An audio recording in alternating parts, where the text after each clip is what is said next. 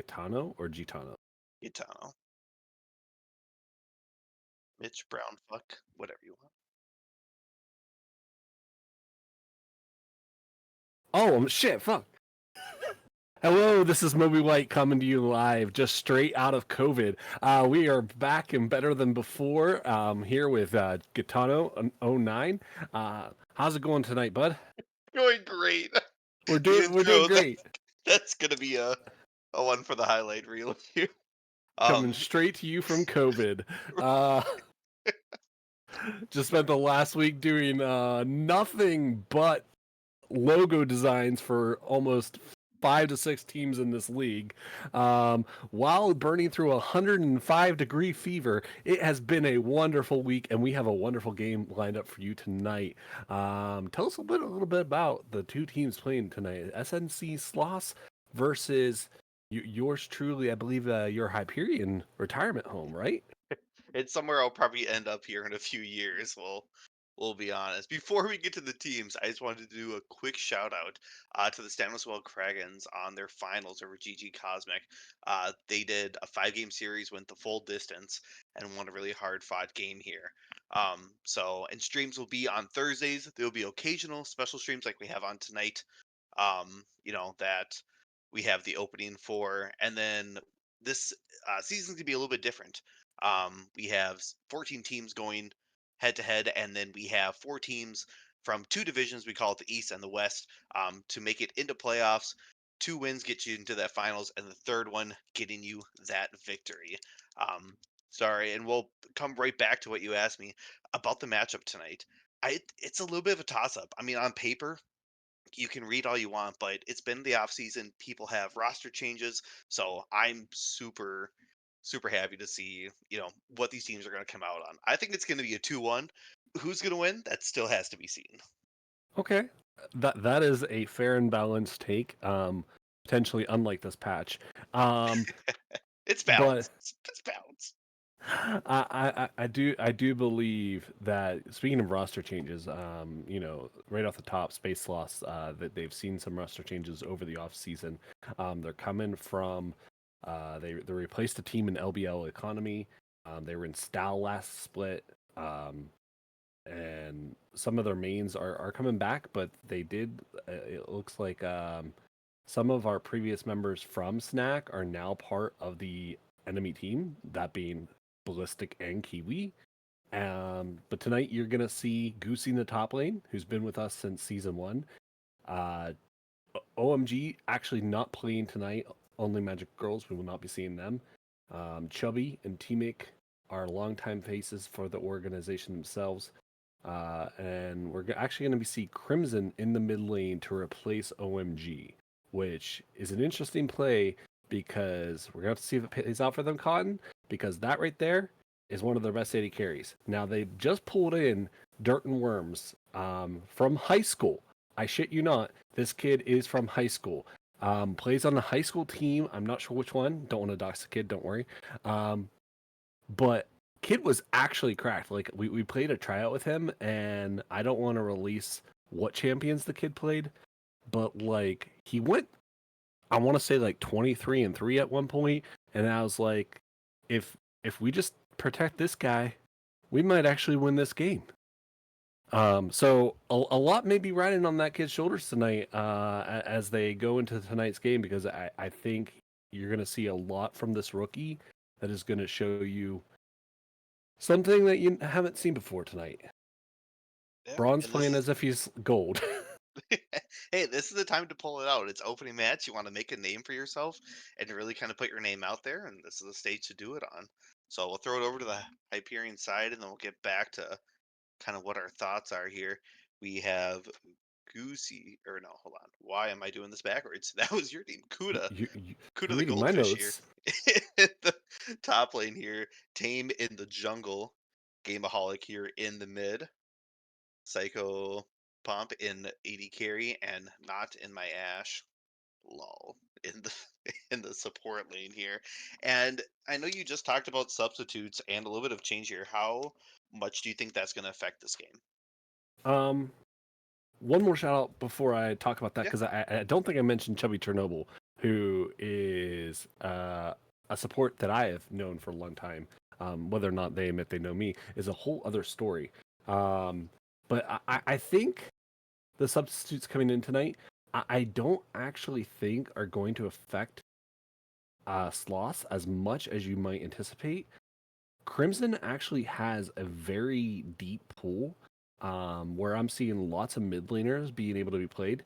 And I really think Dustin Worms is going to pull things together in the bot lane for them.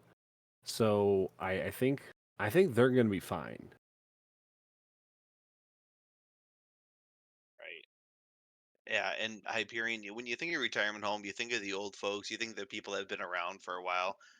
You know, not not that they can't climb or they can't, get high elo plays, but it's just one of those comfortability things too, where everyone's kind of got that same mindset, Yeah. able to play off of each other, and if you have that synergy, that really works. Because on paper, your solo queue may look great, but when you get to that team aspect, it just takes one or two plays to really change the game. That could be a support roaming out towards something and getting caught in a death bush. It could be an AD carry overstaying and trying to get a little bit of CS before they go back. It could be mid blowing a key summoner spell, before a giant fight. So there's all these little things and mechanics that play into it.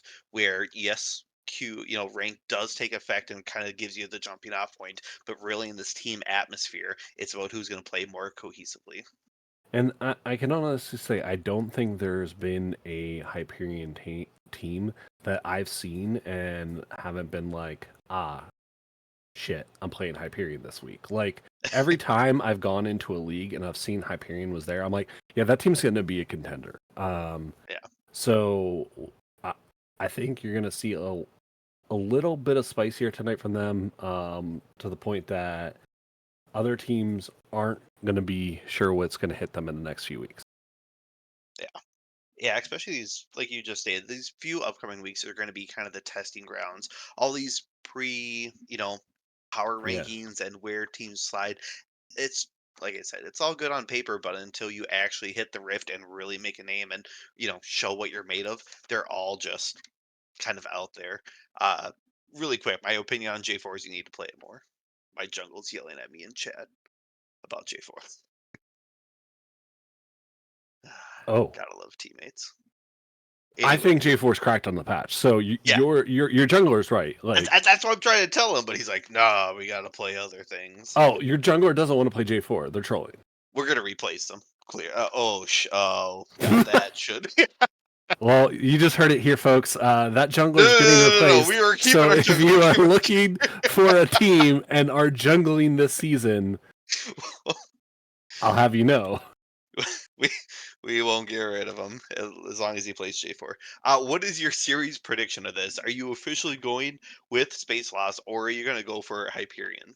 Oh man, I'm currently playing on a SNC team, Okay. so I'm rooting for SNC because you have to root for your own team. But aren't they Yeah. also No. in my league? Aren't they in the same bracket as us? I can pull up West versus East. What is your team? I'm gonna have a Um, big we are the Coven Knights. Yeah, not the Coven, but the Coven. the Coven. Not the Um, not the COVID Knights. What? no, Hyperion. That is, you're in the Hyperion West Division. So So we're not in their division. you're not in the Space Lost Division. No. Oh, then let's go So Sloths. so you can talk all you want, and then But if we were in the same division, absolutely rooting against you. Sorry. yeah, I want you to lose. Like I want everyone to lose that's in my division. That's how I feel because that means my chances of my record are that much better. that's kind of how it works. You want something, your mind's telling you no, but your body's telling you something yes, and you don't know exactly what you're gonna go for. I don't know if we can quote that song anymore. I just did, and I'll do it again. As long as it's not P Diddy. All right. No, damn. Told you I'm gonna stop there before I go any further on this one here. anyone looking for a So it looks like jungle. your jungler is now actually looking for a team He's- in chat. this is the kind of team that we What team have. do you play for again? The Phoenix Fire. Phoenix Fire is actively looking for a jungler. No, we are You heard not. it here. We are not Anyone looking that plays for a J4, jungle. and possibly a Mumu, they want you. These comments are cracking me up. Oh god, it's always good when chat gives you a So good laugh. we're not even in a lobby, but I'm gonna talk about this. The multis are actually useless. Like, I mean, they're useful, but like right now, the season has basically reset. I don't know anything about any of these teams because it tells me exactly like 3 champs they've played because nobody has played League of Legends. And But you the can go first 2 back. You can weeks, go back to different seasons. I can't go back to different seasons for the whole team, can I? Well, I mean, On for the the whole most of it, you multi, can can I see. go Yeah, back? for season, there's season 3, Is season it? 2, season Wait, 1. wait, wait. Can I It goes change back what to season 2000. is Yeah. on the multi? I don't think I Oh my can. god. Can we get another one out here? Can we get? No, I don't. I don't think I can. You can't change the season it is on the I multi can see what itself. they've played before. Yeah, but only this season, right? Well, I mean, before because I see like If you click the individual person, yes. But if you like are on the multi, you can't change I'm the on the multi season. right now. You're I on the will multi share right my now. screen with you. Oh my god, you got to show me these tricks because this is this if you click the multi for either of these teams, it's useless. Like I could tell you Kuda Okay, plays 2 champions it looks like, right here. and I'll I show have you. no idea who Goosey plays, and I have no idea who Crimson plays. I know their last 10 games. Oh no, it doesn't even look like Crimson's played a game to me. Like, It I, it looks like yeah they've and this could be something too where they've just taken a little bit of time all away, right. or So, whatnot, but they so are show me how you're improved. changing the season. Where's that at?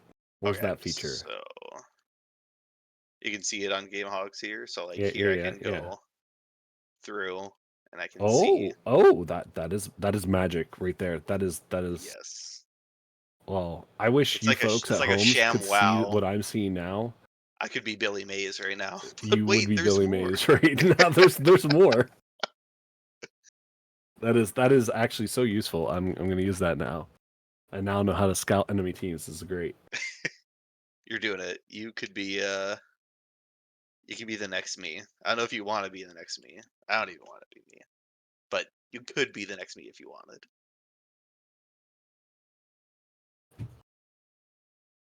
Hang on one moment. As my child comes up the stairs, I have to say goodnight. One second, one second. Well, I will take over here. We are just getting into lobby here and kind of getting everyone um, in their place, and then we will be able to show you the draft and everything. And I'm super excited. I know with this patch, a lot of different changes, a lot of new metas A coming lot of in. We see nerfs. a lot of nerfs, and then a lot of more scaling. Basically, I think is the theme for this takeaway. So top lane, we're going to see more Scion, more Ornn, all these things. Shen, the tanks are coming back, which means we're also doing the counter tanks. We have the Trundles, we have the Dariuses, those that can really do well against them, as well as mid lane two changes, going away from more of the assassins and more of the scaling, the Orianas, the Aurelion Soul, all of those type of deals. So bot lane still in that position. We saw some changes where now Jin is the flavor of the week. We still see Zuri, we still see Jinx, those hyper carries, but some of those have really fallen off. Tristana got some changes, so we might see, a few picks on that too. But it'll be really interesting this first week. What people are going to go to? Are they going to go back to the team comps that they know that worked in prior seasons, or have they picked up everything and now changing their strategy for Well, this new meta? I think you're gonna see a lot of Cinder Oriana mid, Jarvan, those kind of team Oh, wompy good Jarvans, compy yeah. comms. I think unironically, despite Ornn scaling, I think his main 2 items got nerfed, and I think you're gonna see a little bit of a transition in build for him, in order for him to stay meta. But I think the number one threat that you are gonna have to watch out for this patch, unironically top lane, I think is Tom Kench, and Scion. Those two, I think are going to be nightmares, but that's just my little prediction. I think Jinx is pick ban, regardless of what anyone says. Prove me wrong.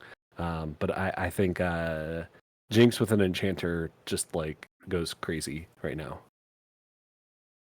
Yeah, but I always think too, and like unless you're in, Emerald and Diamond, I'm not saying that's a giant stretch away from these guys, but it's like in this elo, I really feel like it's who you play and how you play it, rather than are you playing the Yeah, meta? Because yeah, we see obviously the professionals, Faker and team just take a champion and just he's playing a different champion, even though you've locked in the same one. You feel like you're playing two different champions. So I'm yeah. a Because big fan of unironically, that. I'd rather you draft like Malphite Misfortune top or Malphite top Misfortune 80 carry guy. Simple to execute, easy to execute comps, Wombo combos, yes, wombo and they combos they work that so you're efficient. good at, rather than you trying to draft like Azir and making it work. Like maybe you're good at the champ, but like the mechanical prowess to execute the champ versus the ease of execution for something like a Malzahar or something like simple to execute champions, I think are going to go a lot further in this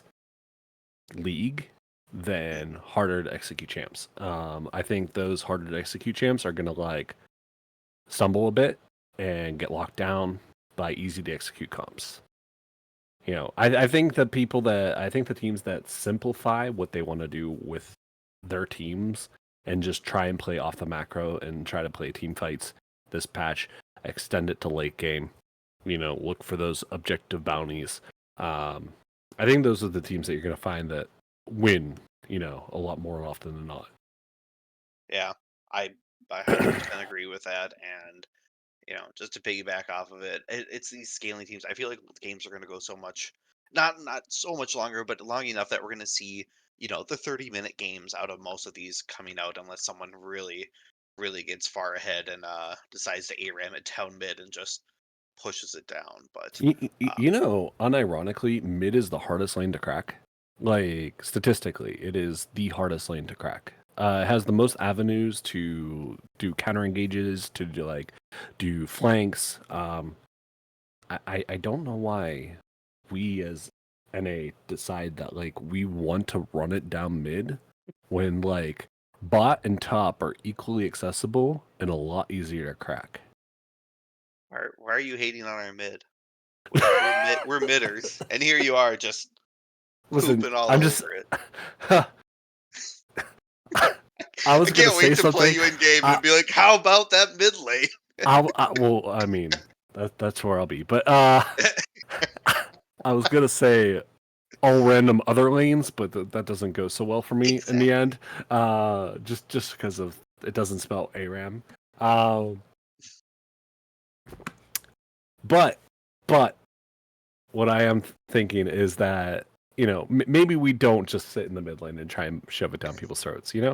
I feel like we should have like a gentleman's agreement where we just don't hit each other for like 20 minutes and just farm it out. Just farm, just farm. Yeah, just farm. We No, each we get don't 10 ban CS. anything. You just let your CS, and if you miss one, just sad, Everyone sad gets to emote or dance. something. Everyone gets to dance in mid lane. Uh, if only. I know our jungler, and he would let that happen. He would just come J4 mid, and I'd be like, "Bud, don't do that," and then I feel bad. Oh, So he's now on J4 duty for the rest of the season? yeah, Uh, he's not able to play you, anything. you know So what? I'm gonna five ban him if we ever play each other, so and leave that up the only J4. champion he has to play is J4. Yes, I love And it. you can ban five junglers too. We'll tell You you let me which know ones who you. your Yeah, jungler yeah, yeah, yeah. needs to play. We'll And we'll you ban counter. everyone but J4 as well, and then they'll Yes. have to play J4. I feel like this works. I'm pretty sure our teams are listening, going, "Why? Why would they do this to us?" But it's what happens when you're in charge. You gotta make the tough decisions. I'm not even charged. I'm just gonna. Oh, you are after tonight. I know some guys upstairs. I'll make a few calls. We'll get you there. Well, speaking of spending 30 minutes in the mid lane, I feel like we're spending a lot of time here in the pregame. Are we going to be in a lobby? We are close. We are waiting on one person here. Is it me? Because I'm not in a lobby. So I think we need you in the lobby here. Can, can you invite me? It's C9 Moby White hashtag whale. Hashtag. Let's see here. I think I got you here. So, do you work for Cloud9 officially, or is this just a? No, I'm just a big fan. I'm just a terrible person. Yeah, I wish. Jack, I'm looking. I'm just saying. All right, I sent you. There we go.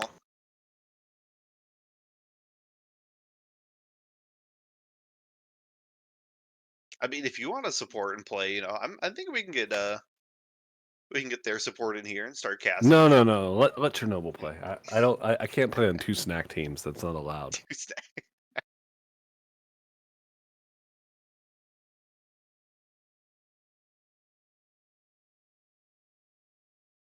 All right.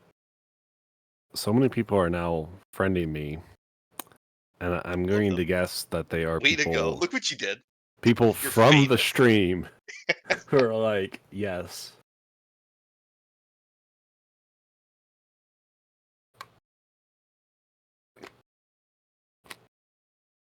Listen, I know I announced my code on the Twitch.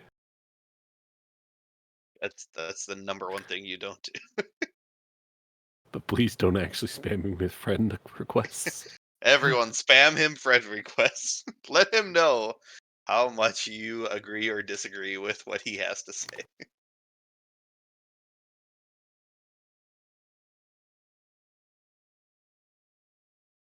So, are there any things that you are looking for out of these teams coming into draft?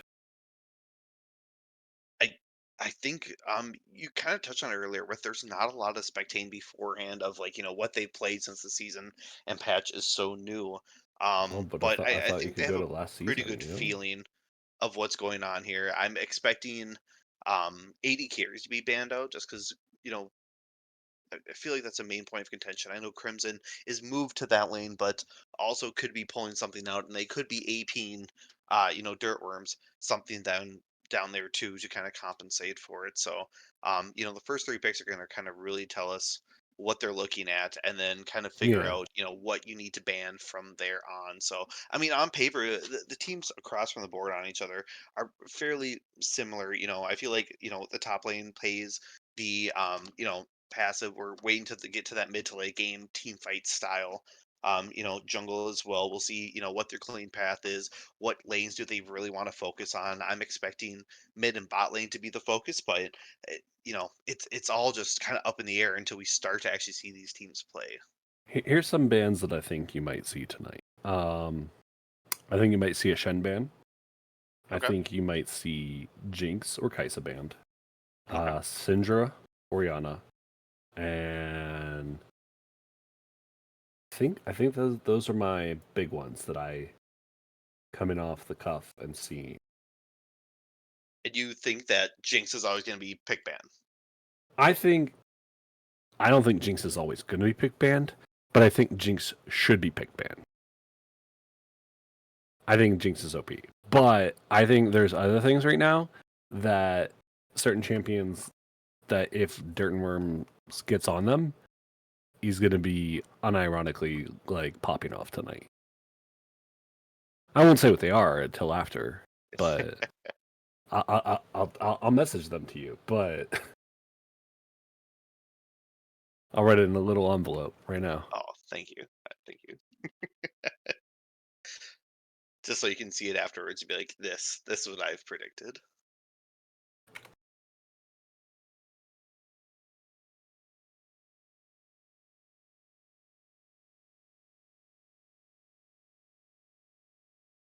Oh, okay. Well, I mean, we'll see I if mean, that is if the case. if one of those go through, I think it's going to be gross. I think the champs are gross as they are. So we'll see.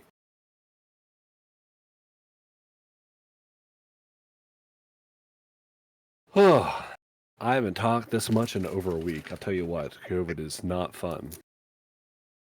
Yeah, it takes a lot out of you, especially your voice, and having to come back and talk for 2+ hours is a challenge.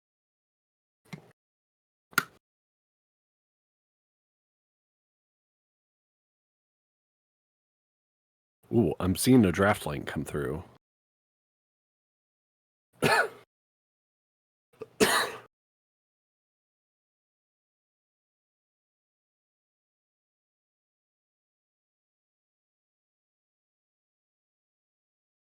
Yep, and as soon as they get into it here, we will good to go. Now, looks like Hyperion, I believe, had side select, so that they did select to take red side. Is that correct? I believe so, yes. That is what we're going with.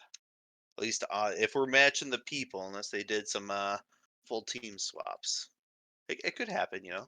Did I say ban Just full Ziggs? teams I think picking up there. and I think there's gonna be relocating. a Ziggs ban. I'm just saying. I don't know if I said it, but I think there's gonna be a Ziggs ban. I'm just saying.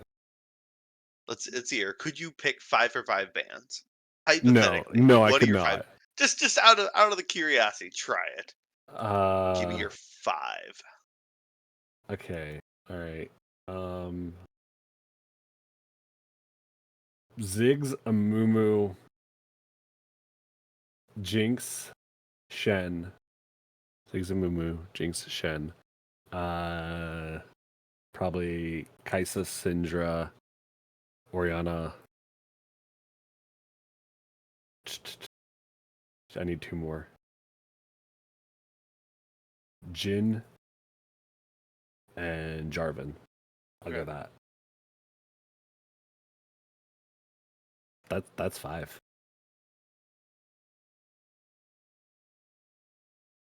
Hmm. We'll see what comes out of it here. Looks like we're just having one side. They're having issues for the draft. Do you think there's any sleeper picks that have yet to be discovered in this meta? Um, yes. I think Ivor Nunu are Okay. unironically just gonna be busted. Um, I think you're still gonna see stuff like Smolder mid a lot. Unironically.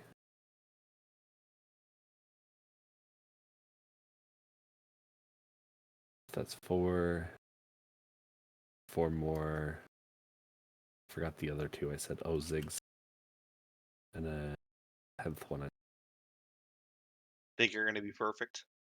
Do I No, have to no. buy you lunch? Do I have to DoorDash you No, a no. cheesy Well, burrito? maybe. Ooh, maybe a cheesy burrito. I mean, if you get them all right, I'll be happy to DoorDash you some food. They're gonna troll me. They're just be like they're gonna spell out Moby White, and then All chat's gonna just do is just the entire game.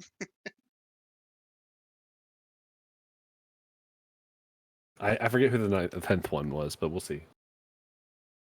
I think I Okay, have there's a see. I'm already wrong. There's a Mordekaiser in here, but I would ban J4. Mordekaiser too. J4 was your J4. No, there's J4 in that list. Diana. J4, Okay. Jin, Syndra, or I'm Shen. just totally wrong. Diana, you're over 3. Oh, I'm 0 I for think you maybe 3. order me DoorDash if you get them all wrong. Ah. Oh, this is terrible. Yeah. I'm kind I of don't hungry think I right know now. anything about these teams. I think I like this so far. Listen, all I'm saying is the 10 champions I listed are all up and available right now. So we might still see them all. Maybe you picked what's going to be playing, not what's going to be banned. Yeah, maybe. Listen, I didn't have a week of scouting time to prepare for either of these teams. I mean, a week, a month. Who could really prepare for the ban here that we're seeing? Okay, Zuri. There okay. you go. You got. I mean, I got one You technically. got. So Hyperion banning out the Diana, Morg, and the Zuri, and Space Lost banning out Mordekaiser, Senna, and Brand. A lot of people are favoring the Senna for this patch, and Brand, I believe, is a comfort pick ban. I When mean, I was looking through previous seasons here, uh, yeah. I for played the against a support. brand today. He was 1-6, and he still outdamaged me. I don't understand it. Yeah, game's busted. I think Kaiso's disabled. Was Kaisa disabled? No, Rengar was disabled. I And believe in the patch, if we could get a double check on that, that Kaisa is Cassante. okay. So they are not okay. So they must have fixed whatever Kaisa patch. I know Galio. I've seen a few of them that were going here, but Galio as well. You know what? I love that. I actually really like that pick. I think that's going to do Hyperion a lot of favors this game. Kog'Maw. Kog'Maw is a champion that we didn't talk about, but I think is basically the Jinx substitute. Like, I think it's sleeper, especially if you draft like Lulu here. Yeah, something just to make sure the cog does get to that Yeah. late game. If you draft Kog Lulu here, I think this lane goes really hard towards the late game. Or you just draft Milio and ignore everything I just said. Well, I it's mean, not like bad Cog though. with an enchanter, I still think like it doesn't matter Yes. what you do, it's fine. Yep. You still got the cleanse, Yeah. for the cog. And we talked about scaling, and this team, right now is looking to Oh, scale the way and the cog. But two globals on the side of Hyperion Gaming here, the Galio Nocturne. so I'm banning Shen, right? Like you're banning Shen as space loss, so you have to ban Shen, right? I And mean, if this is it, like I don't think it's Galio support, but I have played it in the support role before. So if there's a world in which it was Galio support, right? You could also have like an Oriana comp going on here. Just or saying. TF. Or TF mid with the I Galio, mean, and then Shen all I'd really global. love the ball delivery, like just instant 4 ball, like you know, you got to ban the Shen, right? Do Like, do you play Oriana? yeah, Ah, perfect. Getting free scouting. yeah. Of course, God, plays. everyone plays Oriana, right? Do you play it well? I can't tell you that. Okay, so we're Few engaged champions here getting banned. so The J4 I Olaf. did see the Leona in the scouting. I didn't think that they would ban it though. I thought Leona was hit with some nerfs, so I didn't think that she was still like SS plus tier. But I'm looking at his team comp. You hit a good Yeah, Leona off, because and there's it the is just Blitzcrank, all. the Oh God, let the the grabbing blitz begin. the Blitzcrank above the Leona in the multi search. I definitely believe that Not plays it a lot more than the Leona, if I remember correctly. Looking at their thing, yeah, it's their like number one played this season with 2 games.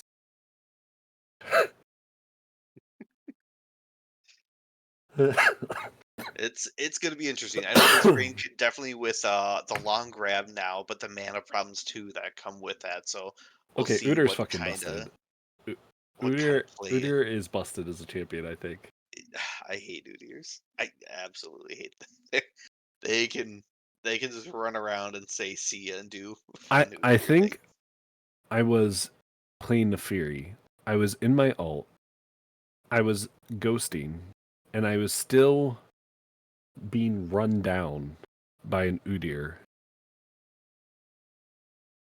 Listen, if they don't draft Shen here,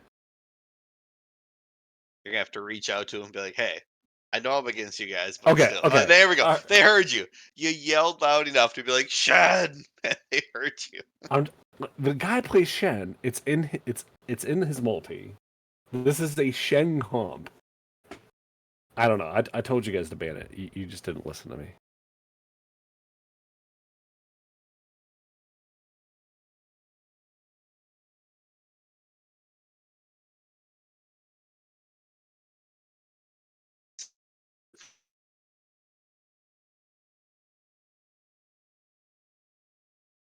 Actually, I'm more scared. I'm unironically more scared of the Blitzcrank than the Leona. But everyone in chat says that the Blitzcrank is troll, that it's int.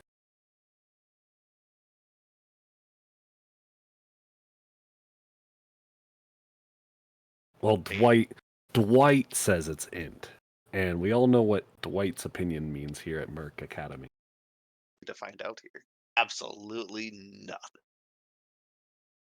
You heard it from him, the guy that still needs a jungler. And a job now, apparently, too. I'm getting DDoSed off of it all. So, with that, we will throw it in a break quick, and we will see these guys on the Rift and continue from there. Yeah, absolutely.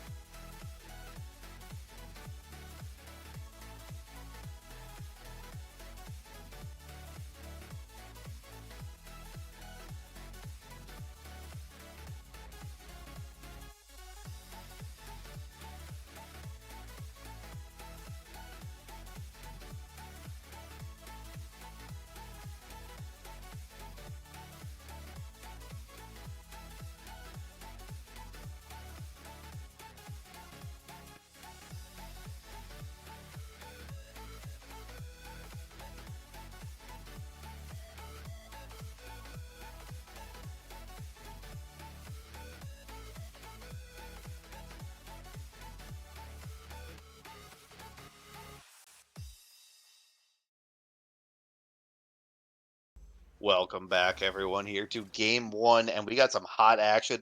Blitzcrank and team sitting in the bush 30 here, seconds until minions It's a looking little for bit spotted out here, but I don't know him. No, he doesn't see it, and he is grabbed Oh! instantly. Flash coming out. Got him, knocked him, and first blood here from Galio. Oh, not not what you want to see here right away. I If you're thought he Sloth. saw it when he dropped the ward, but I'm guessing that was red ward. I'm trolling. Maybe it was some happy feet. He thought he could, dance his way off of there, or minions have you spawned. blue flash. Maybe he's a little, little nervous. It is his first game coming in here tonight, but Yeah. not something you want to see coming out from your rookie AD carry. The first thing that you come into the game is getting grabbed for a first blood over to the mid lane. But it does go over to Galio, who isn't going to use it as aggressively as say the Kaisa or the Nocturne here. Yeah, just a little bit more tank there. Picking up the Ruby crystal. Flash is for down, the by the efforts. way, on both AD carries in this lane. Ignite down on Not in My Ashhold. So, in the realm of things, Dirt and Worms actually has an advantage. He's already died once. How many times have you been pulled by a blitz, right? Everyone gets pulled by a blitz. It happens. He still has barrier. He's solid. He doesn't need flash anymore. Look, the blitz is hooked to a minion. Hey, That's a 100 hook, though. mana That counts. gone. That's 2 for 2 here. Galio in the main lane. Oh, and Shen up top, grabbing level 2 first here. Goose Going is in still looking for level an early 2. fight, but we're being dragged down to the bottom lane because no one likes top lane fighting tanks. Hey, let them wet noodle it, alright? Just let them have it. Goozy's still not level 2 here, and a lot of shove coming out here from the Shen in that realm. One more minion should be able to get him. Taunt comes out, misses. A little bit back and forth still coming down here in the bot lane. You know what I am actually surprised by is that the Galio didn't get a null magic mantle as his first blood item. Yeah, and really getting poked out here by the way grabbing level 2 person ever since then kind of just keeps on going towards him. Junglers doing a full clear path, both of them starting towards the blue buff, running down towards the other side here. Shen pushed up quite a bit, but they know Udyr's bottom. I mean, there's nothing really yet to stop him from doing that. Well, Udyr's going to have a lot of freedom to look for anything that he wants here on the Blitzcrank bottom side. Another Blitzcrank cook definitely coming out. Yeah, on the Cog here. Cog doing a good job of turning Milo, also supporting, and we have Udyr there just in case something happens. So we'll see if they try to look for another hook underneath this tower here. So crabs getting traded back and forth. Very even here for jungles.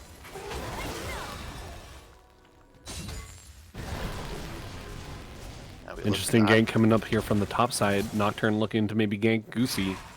Yeah, Here coming out. In, but not quite getting enough here. No taunt to land to delay it, unfortunately, and Goosey being able to just walk away there.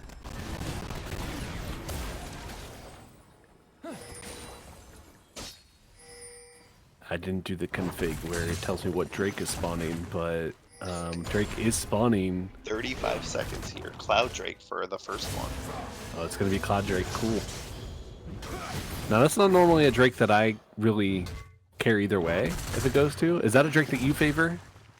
It depends who you're playing. You know, if you're playing a kind of a mobile team comp or like a 1-3-1 comp, I think it really does factor in because of the mobility that it's going to be giving you, and you can either rejoin or you can kind of push those lanes very quickly. Now, obviously, if you have like a Hecarim or something like that, that's your coup de grace, and something that you just absolutely need. But for Dragon 1, I think this is going to be an easy, who wants to take it first, and are we going to trade grubs for this?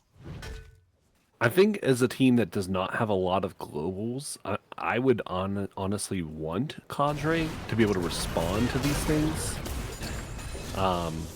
We definitely have the high prio mid. Bot is currently shoved in, so they could look for it here. But it looks like mid might be resetting, so it's going to be very hard to take this Drake. Yeah. Oh, especially with the Galio, or not Galio, Milio being grabbed here. But they're fighting back. Yeah, Udyr's coming in, blowing the ghost, looking for the Kaisa. No flash as well. Barrier being popped here. Udyr grabbing the stun, and or not first blood, but a kill going over to Udyr. You know, it would be first blood if Dirt and trouble. Worms did not get grabbed by a Blitzcrank hook. So, and that was Barrier being popped, and Flash just came back online. Imagine if Psychopomp had that flash from earlier. Looks like they're doing the smart thing here, just trying to back, knowing that Nocturne and Galio not being on the board here. Galio starting Dragon though, and I think right now they have no idea the Vision Ward is in the bush, and no one's really moving to give this away. But Udyr, big damage coming out here from Galio onto Hui. And now they're going to spot out Nocturne. Nocturne not being able to do this quick enough here. Blitz, though, good job. But they have the numbers. That's the problem for on the back of Snack. Yeah, Emilio and Kog'Maw went back, so they can continue with this. Wei still having ult, so a lot of damage. Oh, big damage coming out from Hui. Huge. Popping him with that, I do believe that is the QW? Burnt the ultimate, and I think it was well worth it, the Spiraling Despair. Yeah, QWR maybe?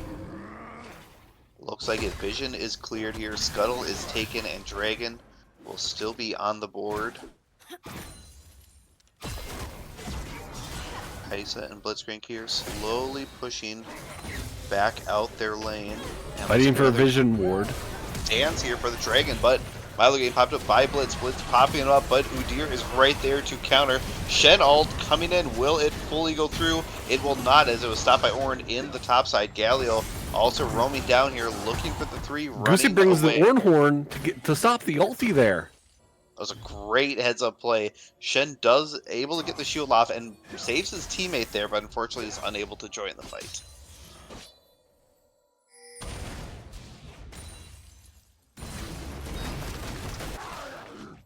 This looks like an actually very heavily contested Drake, and I'm wondering how long we're going to go until we actually see Grubbies being taken. Yeah, and it becomes a time delay here. Shen grabbing a little bit of damage here on the Ornn. Same thing with the Galio going in. We see both mid and top lane just trading back and forth, kind of going in and being heavily pressured here. Not a lot of wardage by him too, so they have to be careful about how aggressive they play. You know, we were talking about this a little bit, and how Shen first item has got to be Heartsteel, and I'm seeing him build not Heartsteel but Tiamat, and I don't hate it actually because it gives him a lot of pushing power against. Oh shit! I should shut up now as Nocturne comes in for the gank. Galio being able to taunt as well. Nocturne getting pulled once, but it big won't huge be damage. Enough. But coming the back way from Crimson.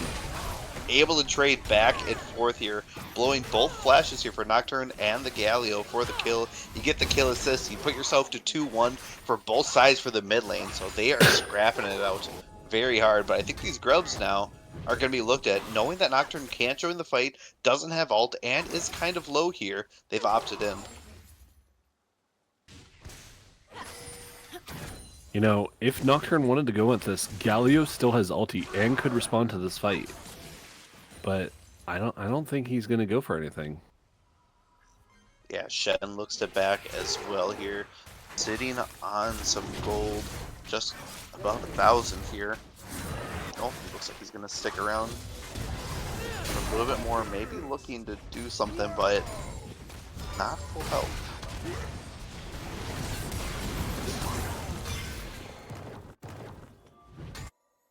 Shen now getting down to about half health here, having to walk away. Mid lane trades back and forth the Spectre's Cowl and the Balmy Cinder here for the Galio. Wei doing a good job of keeping his distance. Reading chat has got me laughing. I'm not looking, and I think I might be the better for it, but now I'm interested. Chat wants them to put him on a shirt. What? Put him on a shirt. Shirt? I don't know the context. But Who am I putting on the shirt? I don't know. Who am I putting on the shirt? Put him on a shirt. It doesn't matter. I think it might be Shen here. I don't know. I think I'd only put Hyperion support on my Katana's Etsy. on my shirt, not in my Dragon still not being taken though. This could be a very late soul point at this point. We're looking at what, 24 minutes soul?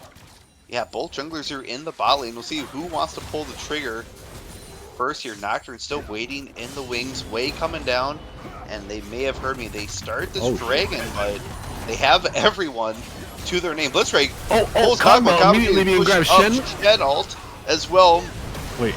Milo bringing out the alt. Nocturne going in, not finding the Kog. Kaisa trying to get there. It's not a Shen ult. A lot of reactions are Galio smacking down. Kog'Maw doesn't have the Shen. Ghost being burned by Udyr, and it is just back and forth with these teams. It's just straight Milio. It's just Milio shields. That's all it was. That's all that saved this kid was a Milio shield and a heal from dying. That Kog'Maw should be dead. He definitely should be, but that Kog'Maw needs to be on a shirt.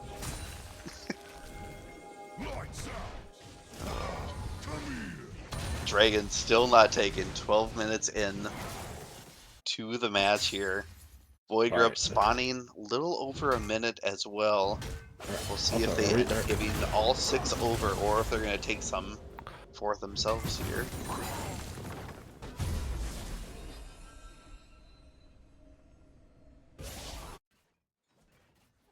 Shen just kind of waiting around. Waiting for him to push, does find him, misses the taunt though, unfortunately. Big. Close. Nocturne here not having ult. Dragon though being taken on the opposite side of the map here finally. Everyone backs, they know Nocturne is topside here, and that is first Dragon. Good take from blue team, good take. Coming up next here in the next 5 minutes to be up, so that means we have Hextech, Inferno, or, oh, why am I blanking so hard on the last one? Ocean Dragon for our soul point.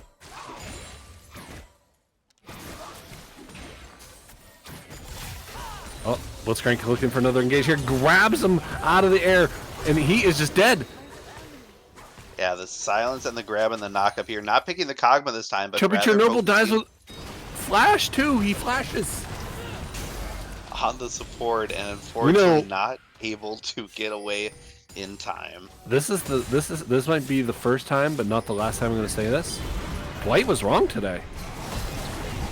Nocturne here trying to solo out. Shen ult coming down, standing united, looking for him. Does taunt too, but it's going to be enough. Galio also taunting up too. No Ornn ult hitting, but Grubby, you're on the backside trying to help the team out. Shen getting dangerously low. Udyr trying to get in. Also, we have not pulling up there, grabbing. Oh, grabbing Udyr and getting the kill. Possibly looking for more. Galio is still here. Chubby on the backside here, looking to do some more heals and shields for everyone here. This way is just doing damage, but there's nowhere to get to him. Blitzcrank looking for him, does pull, but it's not enough. Crimson pulling off the win there versus the Blitzcrank, picking up some assists for the team as well, and Rift Herald now being taken. I don't think he's building Ludens. I think he's building Storm Surge. I think Naught is unironically building Storm Surge.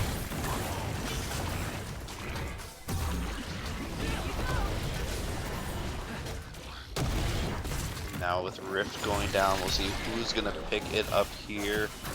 Looks like Crimson will pick this up for the mid lane. 4-1-1 now. 200 bounty, completing the Blackfire Torch and some extra here as he buys from his big win there that he took away. Boots to the Sorcerer, building up the tier as well, so we will see our staff, I believe, out of him for a look. Kuda. He's TPing on it, bud.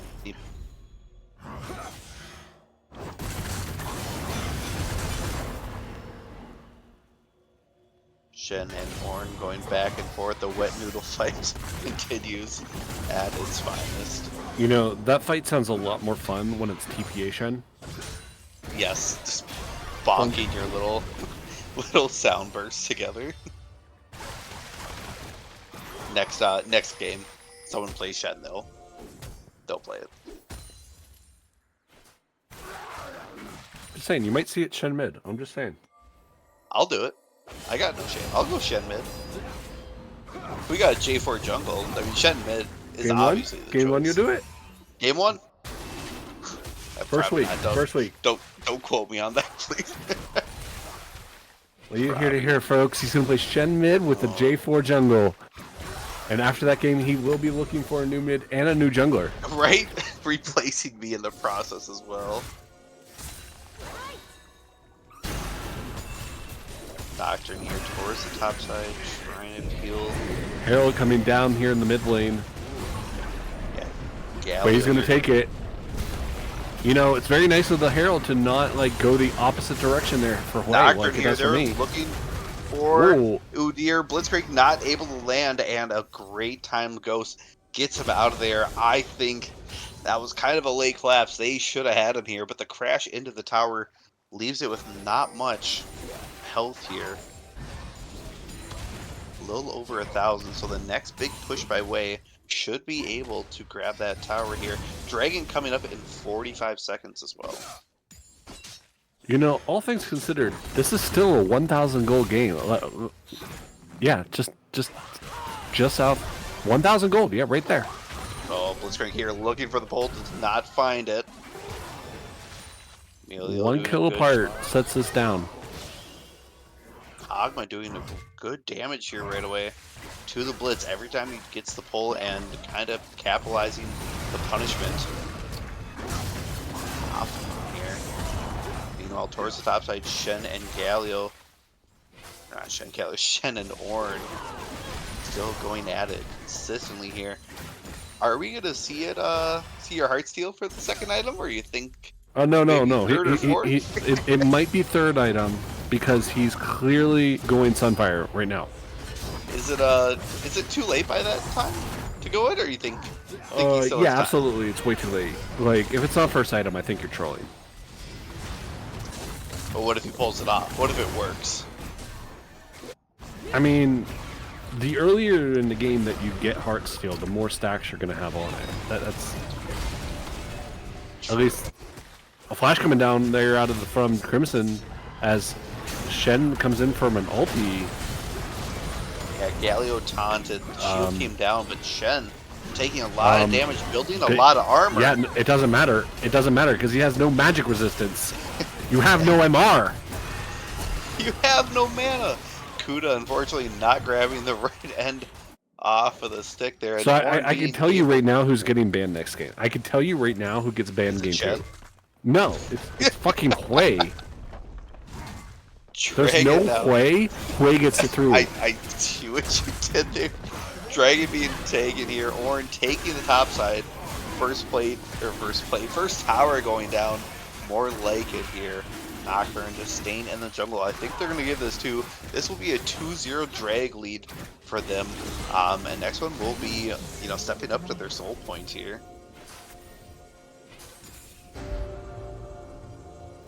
Ocean for our soul point.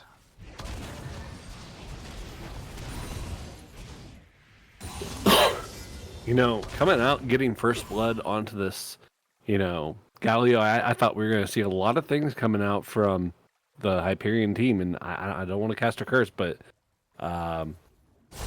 damn, it's looking like a mighty impossible wall with Crimson having this 5-1 lead.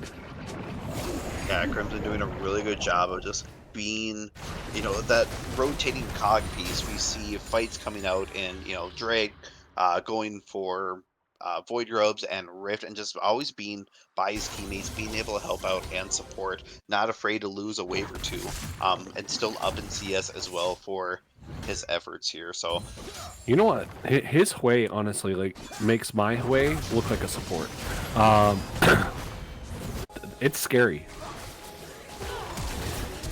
Oh, Blitzcrank but he flash just over, get grabbing grabbed. the Milo. Oh, instantly Chubby gets blown up here. Kaiser trying Deleted. to I get thought away. that was Sway for a second, but it turned out to be just Chubby Chernobyl. Blitzcrank here, maybe looking for a back-to-back pull here if people stick around. Kaisa scooting over here, Nocturne waiting in the wings, does have...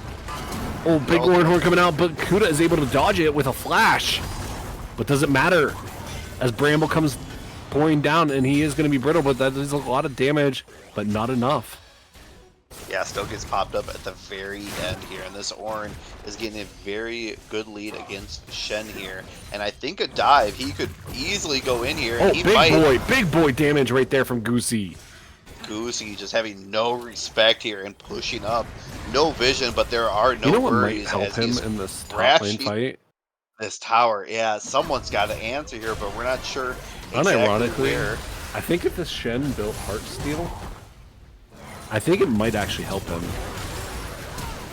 Nocturne now trying his hand, but getting hit down quite eagerly here by the Ornn. Completing the Sunfire Escape and getting the Masterwork. I don't think that's where you need to be responding to as Nocturne there. Like, you got 4 mid lane, let that tower fall, it's fine.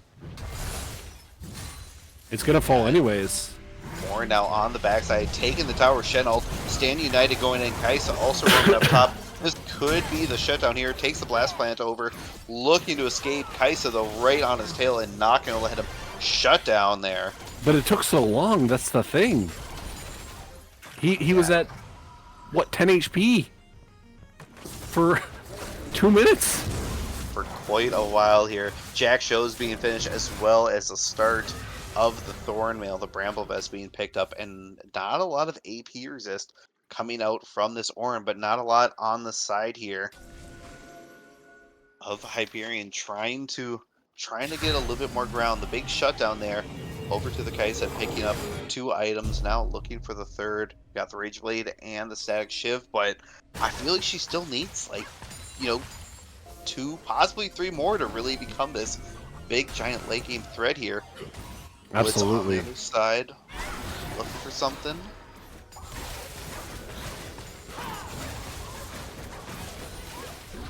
I mean, you got Flicker Blades on Kog'Maw. So, I mean, she's a level up. I mean, she could start being the carry that this team needs from Hyperion. I think this is one of those turtle modes where you just gotta wait, I think what you gotta do start is you gotta get the Blitzcrank not on a ward, and you gotta get him to grab this way. And right here. You gotta go on this way. Like, immediately, Nocturne should be Ahri right now. There we go. Yep. Shut him down. There we go. Paranoia Big coming in, gold. finishing Just up don't the give it to fight Galio. here. That was your mistake, is you gave it to Galio. Galio picking it up nonetheless.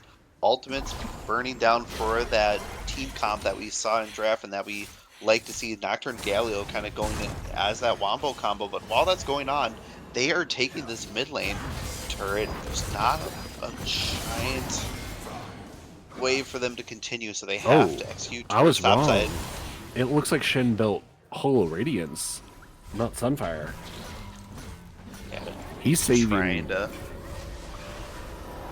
Trying to figure out between the Udyr and Heart still doesn't have armor, right? It's just health. It's just 2 giant belts and a health regen bead, right?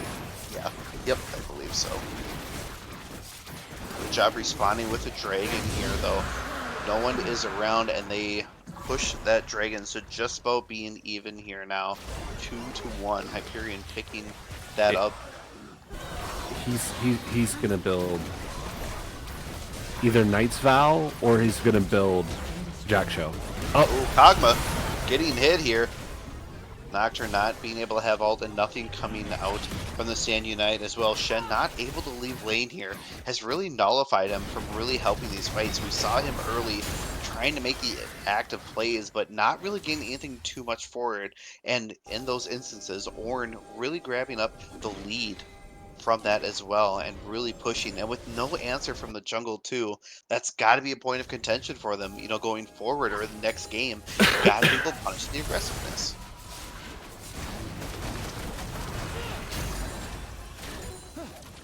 I gotta agree with chat here. If I see a Thornmail on the Shen, I feel as though it's just hard griefing at this point.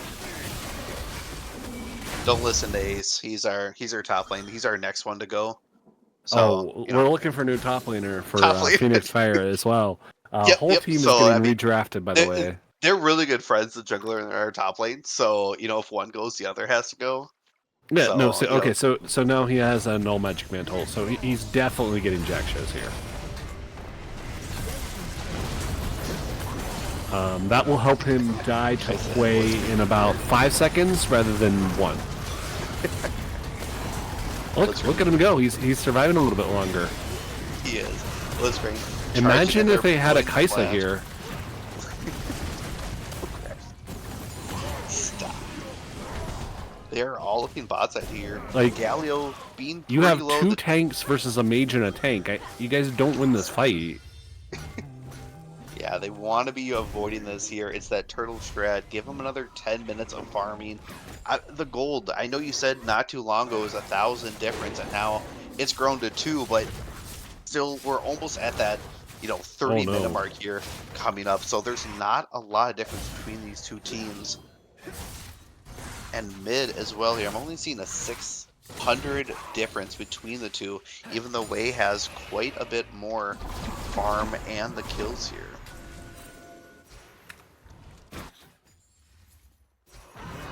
Bush gank in the big mid stun here. coming in onto Kaisa.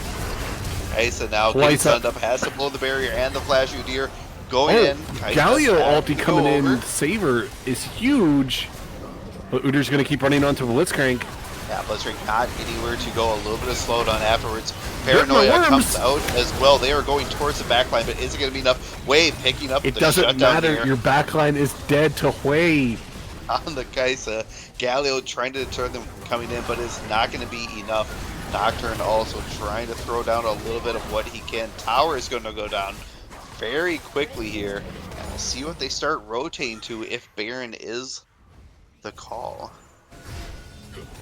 Snack Bears, more like Smack Bears, looking absolutely dominating tonight on Summoner's Rift.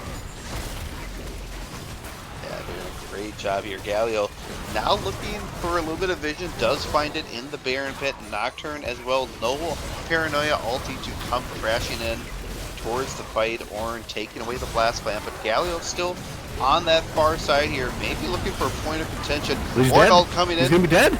forging down the hammer onto the Galio.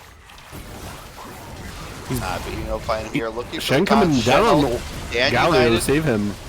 Or the Ornn does find a Blitzcrank pulling over. Udyr being grabbed on the wall is That is huge. a smite out of there. Galio looking to take the kill, does on the far side here. We'll see Kaisa also throwing out the ability. Galio maybe looking for the steal Winter here. steals the Baron. Hyperion stealing it up here, looking for more kills. Kaisa is not done as she goes towards the back line.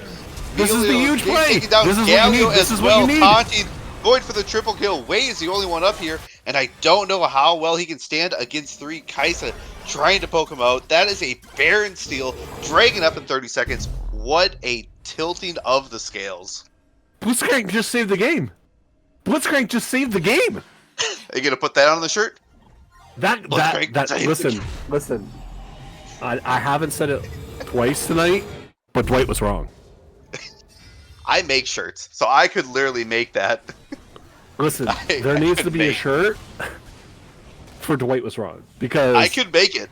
I can make guarantee that you shirt. this entire split we're gonna just be saying Dwight was wrong. We'll sell it for $10. All profits go to the finals. Just Dwight was wrong. Dragon here, taken by Hyperion. Retirement home brings him to 2 Ocean, being able to survive and recover a little more after these fights here. And a great Baron fight that just happened here. We'll see what they end up doing with it. Shen maybe grabbing a little more help with those lanes now, pushing against the Ornn. Still sitting on the T-Mat though, has not completed that after being the first item. Blitzcrank though looking for a hook, not gonna find it. If I'm going into game 2 at Snack Bears, I gotta ban this Blitzcrank. This Blitzcrank has literally saved the game. On like every play that this Blitzcrank has made, has saved the game. Now they're looking towards topside. Ornn For sticking out top, the ward Ornn here. could play this out, but it's going to be a lot of damage. Yeah, Blitzcrank not being able to pull with the Ornn ulti, unfortunately, but the taunt goes down. They could get that two is here. going to be a kill. This Kaisa is doing mass amount of damage here, finishing off the Nashor's Tooth, and with the Rod as well here, looking to do some more poke damage. Way underneath the tower, trying to save a little bit, but I don't know if they're going to be able to save this tower. Shen here getting caught out, taunted, trying to get away. Blitzcrank Bolt trying to find someone is not going to happen here. Galio looking off to the side, maybe looking for a crash down ult. They do But meanwhile, back here. Don't pay attention to Tame in the bot lane. Yeah, grabbing up a lot of free gold here, taking that tower and really doing some nice work here. Lots I gotta of damage say, coming out, clearing out. This is a 2,000 goal league that you have just lost, and it now is a 1,000 goal lead in the favor of Hyperion. Yeah, 14 all here for both sides. Dragon's tied up as well. Baron and Dragon timer just a few seconds away from each other. A little under 3 minutes for both sides here. So we'll see what teams opt to do while they have a little bit of downtime. If they just play the lanes, or if they might get a little cheeky and maybe Blitzcrank hiding somewhere in the wings with the rest of the team for a pull. Here's a question I gotta ask you. One. All right. Multiple questions. Ooh. Multiple questions. I don't do well in tests, so make it easy. I'll wait till this play. I'll wait till this play. Because here comes out Chernobyl is shot again with another fantastic hook. But okay, one. Why wouldn't you upgrade Hui first? He is 9-2. You should. 2. Am I trolling, or do you actually upgrade Sunfire as Udyr over Leandri's? Am I trolling? It could be something where it's the positioning of what is in the first slot, and you know, it wasn't a quick, hey, I'm going to upgrade you, and you were unable to, you know, move something back and forth. So maybe not something you should be doing, but then again, I'm not an Ornn master, I'm not an Udyr main, so I could not tell you exactly. Goosey has actively chosen twice to upgrade 2 people that are not Hui. Right? Yeah. Like, I'm seeing that, you're seeing that. We understand that this, like, gotta be the trolliest shit ever, right? And Kog'Maw also having an upgrade. Everyone... Kog'Maw has one. That's fine. But it should be way first. Yeah. Then, you know, maybe yourself, because you're doing a great job of the split lane. Yourself happens no matter what you do, right? Like, that... You don't do that, right? Like, that's still how that works, right? If you want to be selfish, you know, maybe they changed it where... I thought Ornn just automatically got an upgrade. I could have sworn he gets an auto upgrade. Yeah. Okay. But not upgrading Hui first has got to be troll. It's something that they have to adjust here. Hopefully when they watch the replay, or you know, for game 2, even if they have a you know, a little voice. Here's my suggestion. Yes. Level 18, upgrade Hui. Possibly. You know, there's still time. It looks like Hyperion is opting in for He's got to be. He has to be sitting on an upgrade because he's at level 17. Oh, Blitzcrank pull just going wide there of Kog'Maw. I am lost. I'm actually fucking I am so confused. You are sitting on an upgrade right now. You have to be. Blitzcrank here getting caught out. Blitzcrank's just dead, by the way. Really doing a lot of damage. Unfortunately, Galio. Nocturne coming in doing nothing. Here, Nocturne Thank trying you. to find someone. Ornn terrible. Trying to blister 3 is not going to find anyone though. With that, all doesn't matter. He's dead here from the shed. Oh, he's not dead. Ult he survives. over. To be fair, to everyone that saw that Ornn horn, it was during a Nocturne ult. So you could not see. He could not see where they were. However, chances are they aren't towards your nexus. Just saying. Well, looks like they will be trading Dragon for Baron here. At least no, they have time to get over there. Because they had the Cloud Drake, see?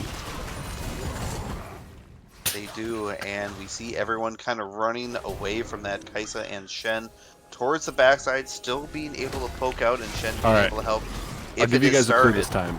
You have to block your Udyr from being grabbed. Or get a pick first. Getting a pick first. Or Galio towards the top side, splitting, and that is something I've talked about in the pregame of one person getting caught out. I mean, he's not dying. He is buying a lot of time for his team. Yeah, throwing down the taunt, looking for more. He did not die. He is still alive. Paranoia going in for the Way being the target, but it's not going to be found here. Doing huge as damage. One goes down, Galio has to retreat here. Shen towards the backside. Is it going to be enough? Kaisa trying to hit down Goosey is going to find the kill. Shen still towards the back. Really survived for quite a while. Way is going to find a Kaisa's down. Kaisa's down. Udyr picking that one up. Shut down by Kog'Maw, and that will be Baron. Probably a tower and hip. Possibly the game. These are very long cooldowns here. You could just end. You end here. You got 40 seconds here on 3 members. 30 coming up in 27. You don't have a minion wave though. Might not be enough. They have. You have a single cannon minion. A single cannon minion to end the world.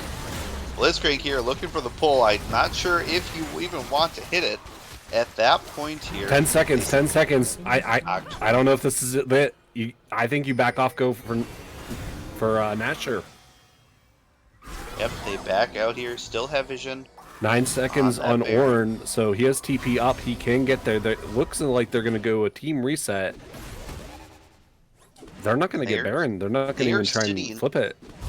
They're not risking it. They're going to get Prio out in all their lanes. They're going to reestablish. And then they're going to look to get vision everywhere again. Because Shen's going to take it out after aggroing the Baron. Yeah, no, they're just going to start Baron. Ornn having TP is bot lane. As soon as they find out what's going on, I'm sure he will be coming to join Udyr, trying to take out this Blitzcrank here before something happens. Flashes over, pops. No damage on this Baron, by the way. Pops the plant. Yeah, Kaisa Galio not being there, so they're starting this, but taking a lot of damage for it. They have to drop it. Do have the Ocean Drake. TP coming in for the Ornn, so they blew that out here. We'll see if they opt in for the fight, or if they're going to find someone. Udyr pushing the charge here towards the top. Kaisa as well. Kaisa, nice dodge there. But... almost caught out here by the Way just smacking that. That Q, I think it's QW, that QW big burst damage. It's doing a lot of damage here. Galio being able to soak it up. No Baron being started here. So little time delay for him. Here's the thing.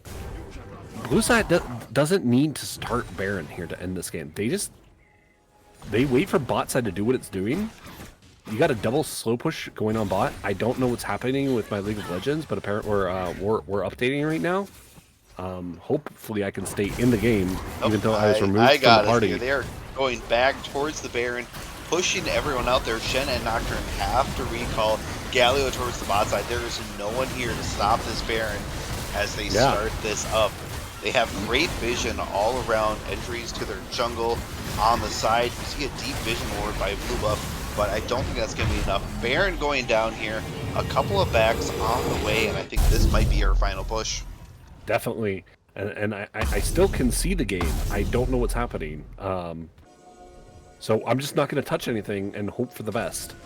Because we're still here, and I'm still active.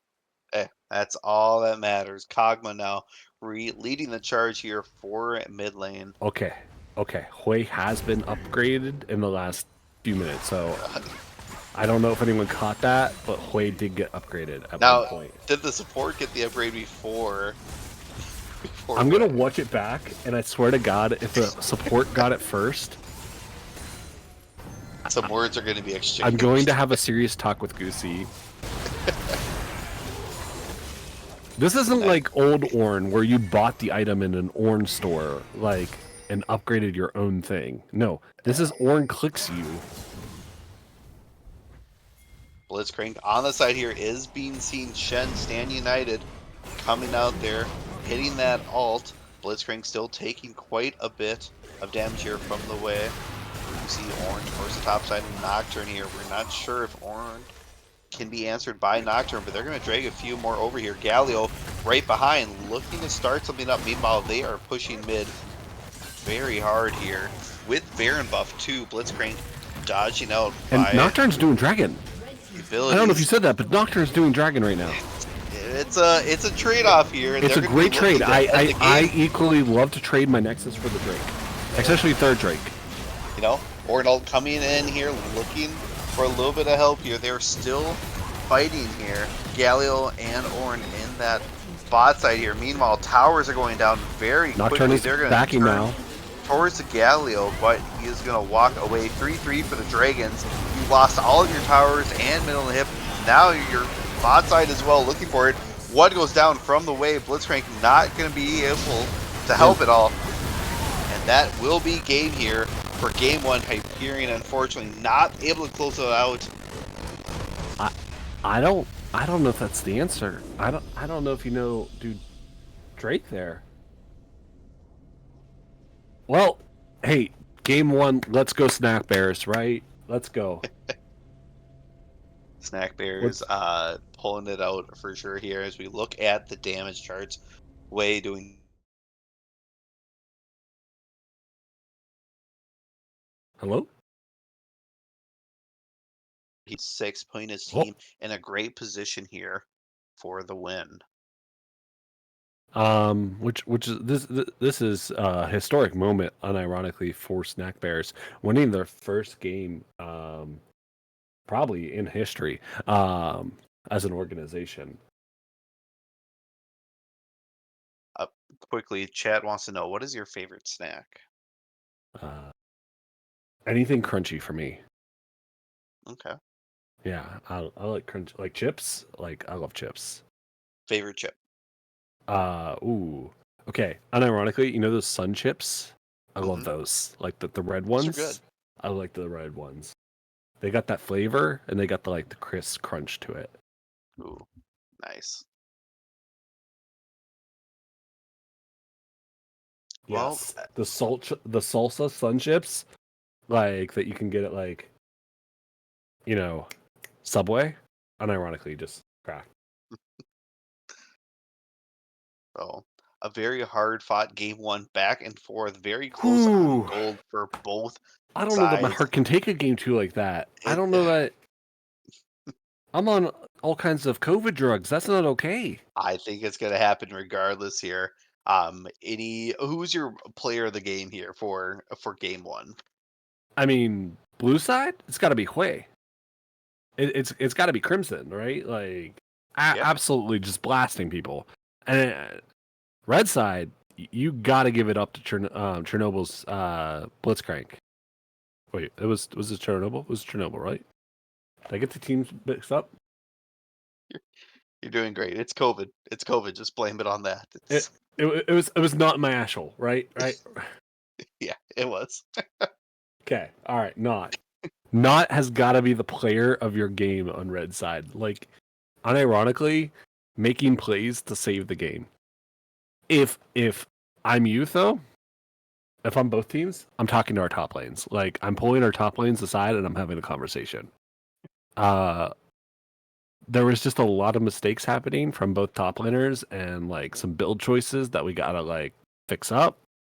And primarily, I think I don't know that doing Drake over defending Nexus is the call. Like, if you make a play there with Nocturne, Shen, Galio, you're looking at making a play.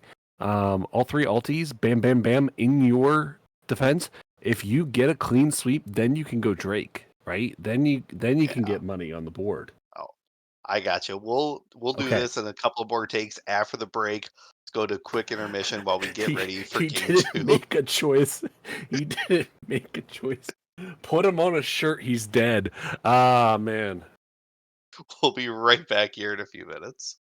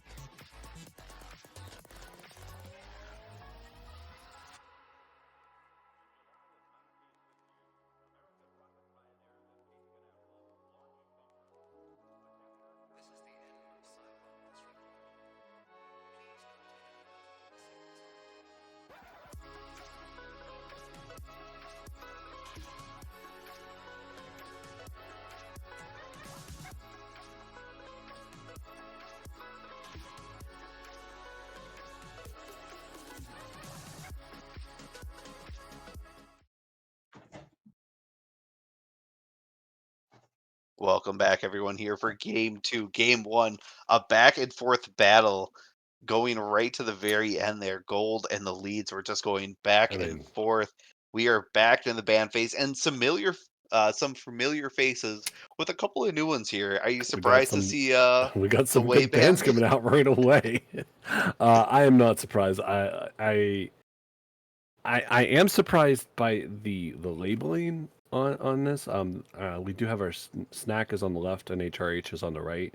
That should be flipped. HRH is on the left and snack is on the right. So HRH is banning out the Hui. Does not want to see it from Snack Bears again. They do not want Crimson on that champ.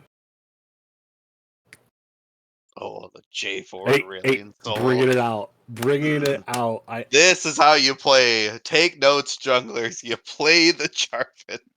If you can't find a jungler to play J4 for you, who really actually is your jungler? Do you know your jungler? I felt like I knew him, but not anymore. I feel he's gonna play something like Sejuani or Moo or just something awful that should never be played. It's J4 or bust. Let's be Karthus real. coming out Oh, I as a don't like big that. response. I don't like that response. This is an interesting choice, followed by another interesting choice. Kuda Yeah, is bringing out his Yorick. I do have to I say here though, top lanes were on an island for such a long point of this game that if Yorick gets ahead and the junglers are Oh, not able to respond, that could spell disaster. But with an there are instant some ifs in response of there. Jax, who is one of my least favorite matchups as Yorick, by the way. yeah, this is very Jack's favorite. As someone who used to play a lot of Yorick, as it's my number one mastery champion, I hate the Jax matchup. It is my least favorite matchup. That and Aatrox. Well, the good news is that you don't have to play against it. You get to Thank watch it. God, I'm not a top laner anymore. The I I don't know that I love this Karthus jungle. You got your Blitzcrank ban. They heard you. I mean, I would have banned it maybe phase. I don't know. It's so weird. They also Right, banned my Cassidon as well for me. So thank you. right now, the Jarvan gets a ton of value because there's no like dashes on any of these carries or anything. So once he R's somebody, they're just trapped. Yeah, Yeah, between Senna and Karthus and Yorick, once you get catacombed, there is nothing that's really going to hold them back. And Tarek being picked up as well here for the snacks, and that is a good pick. Being able to just make sure everyone's ultied, invulnerable with this fight as you go in, and you pick another immobile carry here with no way Jarvan's to gonna have a leave, field picking day. up the Vel'Koz. I don't know who is drafting for retirees, but if you win with this comp, I think it's because you have drafted 5 champions that you are comfortable with, and not 5 champions to make a comp with. Like last game, you drafted a comp. You drafted a team comp, team heavy synergy comp, right? This game, I don't know. I don't know what your goal is. I don't know who's tanking for you because Yorick wants to be in the side lanes. Yorick wants to be split pushing. That is his whole agenda. And if you're team fighting as Snack Bears, you are just, oh my god, Snack Bears draft is actually cracked. It is a very good wombo combo. Plus, there's really good split potential here from the Do you think they Jax. heard the jinx? Like, they unironically heard about the jinx? I think Jinx is picked for quite some time here. It's I don't it's know, man. definitely good. But if we Just swing over to Hyperion, I can still kind of see where you're possibly looking for the split push Yorick, and you got 4 long range. You got Viger that can hold a cage, Vel'Koz that can really pop him up and poke, as well Well, as Senna and Karthus. So I mean, there is something to be said about that there's four-man nothing squad. to be said about there. You got 4 people who are all ranged, and you have one guy who's kind of tanky, and he's gonna be in the side lane dealing with Jax. And you get to face Tarek, Aso, J4, and Jinx. If you win this straight up, like, I don't. If Snackbear loses this, like, they've won this draft on paper, in my opinion. If they lose this game, they need to sit down and VOD review this, because this has to be. Man, I am at a loss for words on this one. This feels like a comfort draft to me for Hyperion. I think they're just kind of going with more of what they're comfortable with to try to get the dub here or stay alive. The Yorick on the split push, not going to be as effective because Jax also loves to do that, and he outskills Yorick if played correctly, of course. I think the only saving grace in this 4v4 outside of the top laners is this Vigar cage. That is probably the only person who can really disengage this Jarvan at all. So once that is done, they can kind of just jump in for free. Here's where I think Blue Side might also get ahead is Karthus is really good at taking grubbies. And you know who loves grubbies? Yorick. Yorick loves grubbies. Yorick especially loves all 6 grubbies. So I could see HRH playing for grubs. That's my win condition if I'm HRH. Play for grubs.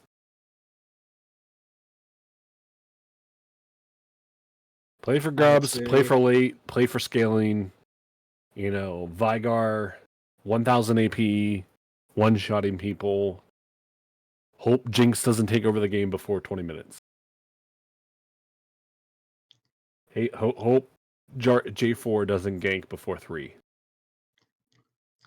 Kind of don't really know how this Asol and Vel'Koz matchup goes in the mid lane, like at all. I would assume Vel'Koz can just bully because of range, but so that might be a good matchup there. But I think you have to focus top or bot side and make sure Senna and Vigar are relevant in the mid game, because these are infinite stacking champions, and they can pop some people before the Tarek R comes down. That's for sure with Vigar R, but it's more difficult, I would say. This isn't a cookie cutter clear win con, but I think they just need to scale and just play better macro wise. I don't see them winning straight up 5v5 ever if played properly.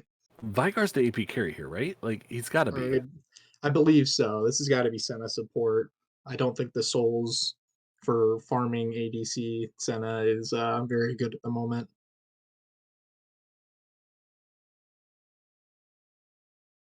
But yeah, no, this is I think this is a big dub for SNC drafting wise, and this is kind of what I wanted to see. Okay, so it's Vigar mid,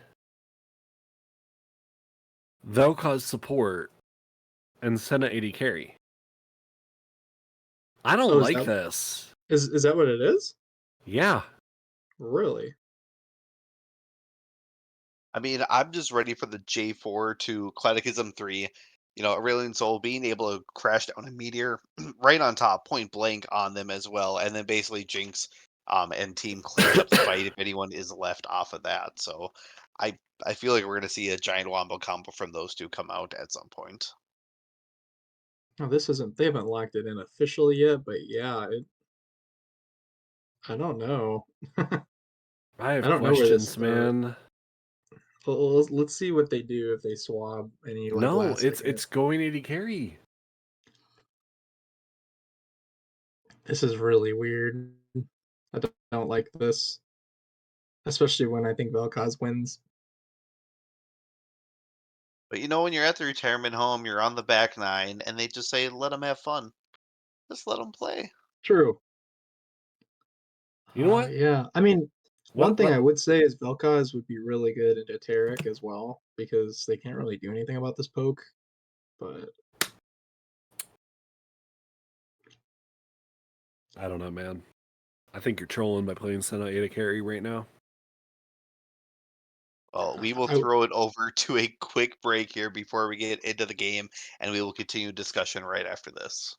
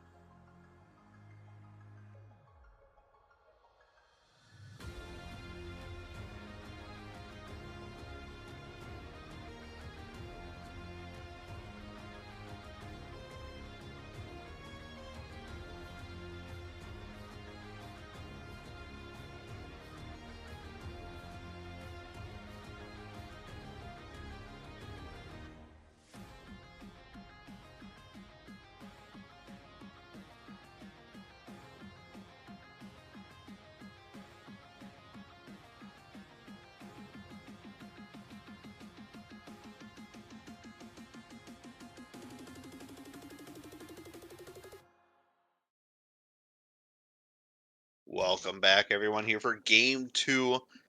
Hopefully going to be just as exciting as Game 1 here. An interesting cop coming out here from Hyperion. I know we talked a whole bunch about it here, in the pre-game as Yeah. well as the loading screen, but a tier start for the Viger as well, hoping to maybe get some stacks or maybe crying early done, Very interesting little bit of choice. both. I don't think Seraph's embrace is optimal. I don't think it's mathematically correct. He's But stacking. He's got 2 stacks. That should be it, right? I guess has- so. Yeah. I don't know, man. I don't know And anything like I said- anymore. They got 4 AP carries. That's what it feels like. But I mean, Tarek, unless he goes full, magic resist. I'm not sure. I'm trying to keep it neutral, trying to keep everything in bounds, but we'll see exactly how this goes. Like, Fire though. unironically, if you're not building Storm Surge, like right now, if you're not building Storm Surge, Ludens, like, Malignants, I think you're actually trolling. These items were untouched and, like, are really busted. We'll have But to I see. don't know. I'm barely gold half the time, so I don't know what I'm talking about, man. I don't know what I'm talking about anymore. I mean, there is definitely valued input, but we see the entire picture. I know a lot of people, when you get into that, game time, you're thinking about, what's going to be best for you and the team, and maybe not seeing the full aspect of the picture depending on, where the draft. Flash coming out. A wasted flash down bot. Yeah, Vel'Koz flashing out here. Tarek getting the brunt end of it, but Tarek and Jinx hitting level 2 first here. Something I didn't notice here, by the way, Chubby Chernobyl is running Guardian over Glacial. What do you think about that? I think it's a lot of preference depending on how you play in your style, because I know I'm one too that some of my masteries that I probably run, people are thinking, why would you run, this over, this aspect, and so I think it's a comfort thing. Yeah. Both junglers starting off on their red side, swarming towards the blue. J4 looking towards the bot side for his first level 3 if he decides to pull the trigger here.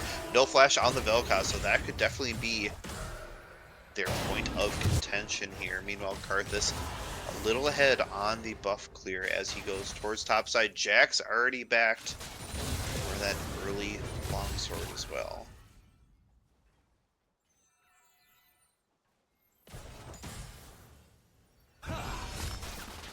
Do you think J4 is going to be coming down here? The wave is pushing into them. Yeah. I mean, I think you're going to see a level 3 gank right here. Coming here in by right the now. Tarek. Level 4, rather. Oh, Chopper's going in. big kill, first blood. Going over to Dirt and Worms. Being able to pick that up. A great job, Tarek, flashing in, grabbing the double stun. J4 being able to come over the top and being able to pick up that kill, and the chompers by Jinx just to solidify, to make sure that they do end up getting the kill there. So great job there by the huge gank. Huge gank, man. Especially with these hyper carries, you get them off the ground just a little bit, especially in this team comp where you see a lot of squishies on the other side. That can really spell disaster very quickly for you. Tell you what, this Jax matchup is not going entirely the way I anticipated. Goosey being on the lower end of the HP bar, but he is trading HP for mana, so I don't know. Yeah, plus a quick back here, giving him that longsword advantage. Going back and forth, maybe going to help out these trades if he decides to stay. J4 is also topside, but that wave is pushing in pretty heavily. And towards this mid, we see a tier grabbed on the other side as well from the Railing Soul.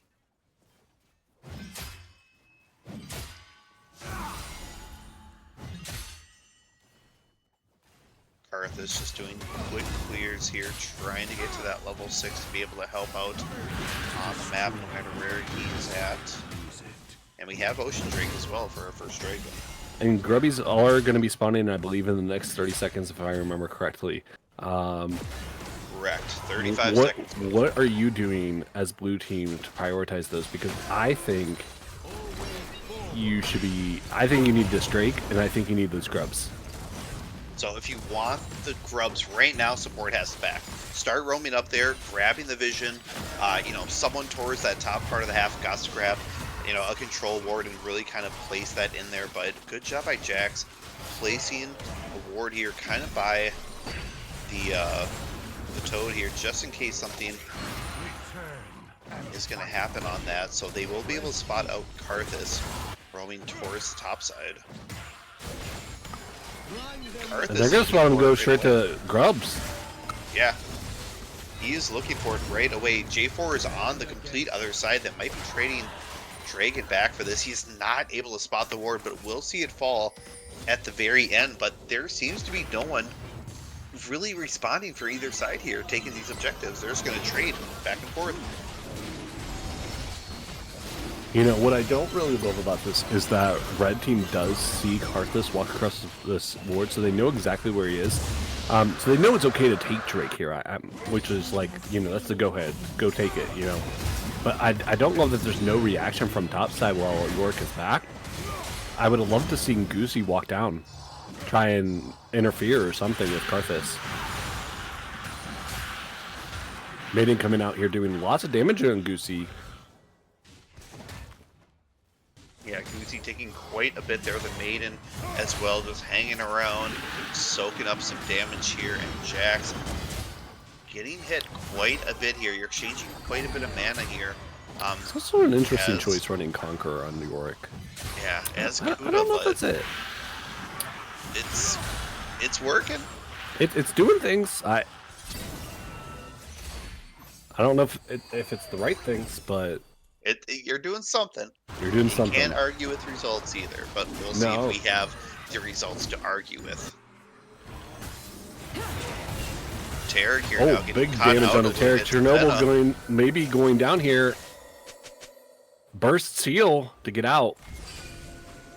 Yeah, has to find a way out there. Good lockup by them to really kind of shove him out, but the healing spam available for Tarek is pretty significant. Gonna burn through a lot of mana, but can really boost himself up from that area. And Viger now going with the Roa. Another fight going out here in bot lane. Tarek getting taken down very low, no altar. I think that would be Tarek being gone here.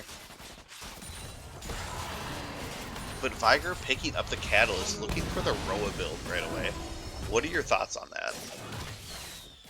You know, I hate it. I hate everything about it. I hate Vigers that do this. I think it's absolutely troll. It's a tankier build. I think you're dropping damage to stay alive. And I think you should be building... what did I say earlier?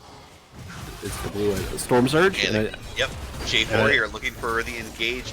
Looking onto the Vel'Koz. Vel'Koz glowing flash, not having anything. Jinx coming out the rocket. Chopper's going down. Senna has to flash over, not being able to help. J4 still having the Claticus, but a little too far away, unfortunately. But a good pickup there. 2-0 here from Dirtworms. Dirtworms getting another huge kill. I'm telling you what. I said the thing you have to worry about is Jinx getting fed really early, and this is going to happen. She's already online. I foresee Dirtworms taking over this game starting now. Starting right now, Aurelion Sol going towards the bot side, possibly looking for something. Viger doing a good job of warding towards the bot, looking for something. Does get the cage stunned, as well as we quickly look at the stacks. He is at 51 here, just about at 10 minutes in. You know, I can't help but think that, you know, that 1,600 gold would have been better spent on components to build Storm Surge. Looking for the Viger. Cage going down. Aurelion Sol not able to get out. Has to flash J4 on the other side, though. Ready for the re-engage. Flash by Karthus for the answer.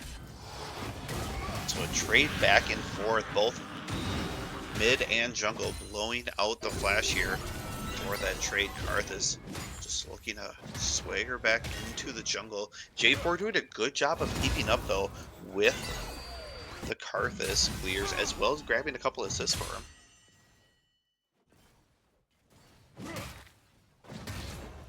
Now, if you take a look at this bot side, what do you make of the vision that you see? I mean, it's pretty dominant blue side vision. You got a little bit of red side here. You have a lot of side bush control here from the red side, which is what you want from Tarek here, because you don't want Vel'Koz just sitting in the bush controlling. But J4 coming out. Engage though, trying to call their target. They are going to go towards the Senna. Claticusm going down here, stuck in there, nowhere to go as well. Flash is down, TP coming down as well for Aurelion Sol to help just in case. Tarek trying to save. J4 does. Ultimate coming out though from Karthus, able to clip him just as the alt time ran out there. It was so close, Tarek. For the Cosmic Radiance, I think just another 2 seconds, and that would have been an ultimate display here. Tarek getting caught up here with the Vel'Koz, trying to push him out here. Karthus also just hanging around, a little bit of push going out for them, but not enough damage. Aesol looking to go in here, putting down the star and finding the kill. Jinx as well, picking that up. Viger, though, pinching between the two. Aurelion Sol trying to get out of there, does fly over the terrain, able to escape. Dragon still up. Kills trade back and forth, and Aurelion Sol wearing the blue. Jinx 4-0-0 for Dirt Worms. Flash by Viger. I am not done yet as Viger starts crashing down, but not enough damage here as Aurelion Sol tries to slow him down, does not have his Crystal Scepter, but opts to go away from his tower here. J4 flank and drag over, trying to grab him, picks up a hit from him. Trying to get the kill here. Aurelion Sol not going to be able to pick it up, but J4 1-1-3 now for Timic, and a great job of roaming him over. Grubs are up. Yeah, This, you know what I really love from Aesol there is dropping the Horizon to bring Veigar back into range just enough for J4 to get that kill. Dive here, but Tame is right around the corner. They doesn't are need it. Gonna get the kill. Goosey doesn't need it. Oh wait, it goes over to Timic. I thought Goosey had that kill by himself. It was close, but I think he just threw down the flag, and that was enough to snake the kill over from 2-1-3. Unfortunately, Karthus. Top laners, report your junglers right now. Yeah, unfortunately, Karthus just a little too late, unfortunately, on their own. Maybe another second or two would have been able to clear it up, but unfortunately not able to help the dive here. I think Snack Bears is looking for a new jungler right now. Unironically. Meanwhile, towards the bot side here, Valky's trying to do as much poke as he can, but not doing a ton of damage here against the Taric, being able to heal out with those Merc Treads as well, and Tyr able to really keep them healthy in that lane. But Dragon here being taken out. I think they're going to take this one on. You know, I notice a problem in the bot lane. Do you see the problem I'm seeing? There's a Kraken Slayer first build? Jinx is already first item. Yeah. Senna barely has 3 components. Yeah, I think Senna's building... Blade of the Iron King first. Bork, yeah. Yep. Against a non-really tanky team at this point, beyond the Taric. The Taric's the only one is that that the can build? really... Is that it now? Is it Bork first as Senna? I'll do it mid. I'll do Shen and then Senna Bork mid, and just to prove you wrong. Surely lethality Senna, or I don't know. What's the tanky armor shreddy item? I know it's the Last Whisper into... No, not that one. The other one. It deals stacks. It has the stackies. Black Cleaver. There. Surely it's gonna be Black Cleaver, right? Like, am I trolling? Taric's the only one that's gonna build armor again here. But Jinx doing some really good damage here, sending out the rocket. Not gonna travel as much, so the damage being reduced to the Vel'Koz, but still we do have the Radiance from Taric in case they do want to dive and can really take up this tower. Plates falling just now, so no tower plates available for them. But now this Jax getting very big towards topside. Viger coming up, trying to help here. Jax, no flash as well. Trying to set him up, and that would be Gameaholics picking up the kill with the ultimate. J4 on the side, though. Still has a Catechism. Maybe going to pick up. Nope. I don't think he's going for much here. There's been so much going on. I didn't even notice. Did they picked up 6 scrubs, didn't they, on blue side? Yes. Oh, and a pause here for the game. Looks like mid. Yeah, it looks like Veigar just disconnected. Possibly some ice cream, happening.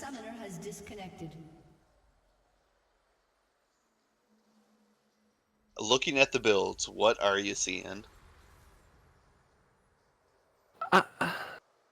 I don't understand the Bork. If someone could explain the Bork Senna to me, I will gladly sit and listen to you talk and do a TED Talk to me for an hour on how that makes sense. I don't know. I don't like the Senna pick here as AD carry. I don't think Senna is it right now. I don't think she's anywhere near S tier or even D tier right now as an AD carry. Like Kai'Sa, was Kai'Sa not open? Kai'Sa was open. Jin was open. I would have rather had the Senna on support and building like enchanter items. Yeah, I Black agree. Cleaver. I don't know, man. I think HRH is like decided that they want to eat their tapioca pudding and go into a retirement home for real. They are moving to Florida right now during the pause. Gameaholic has packed his bags. He is going to Florida.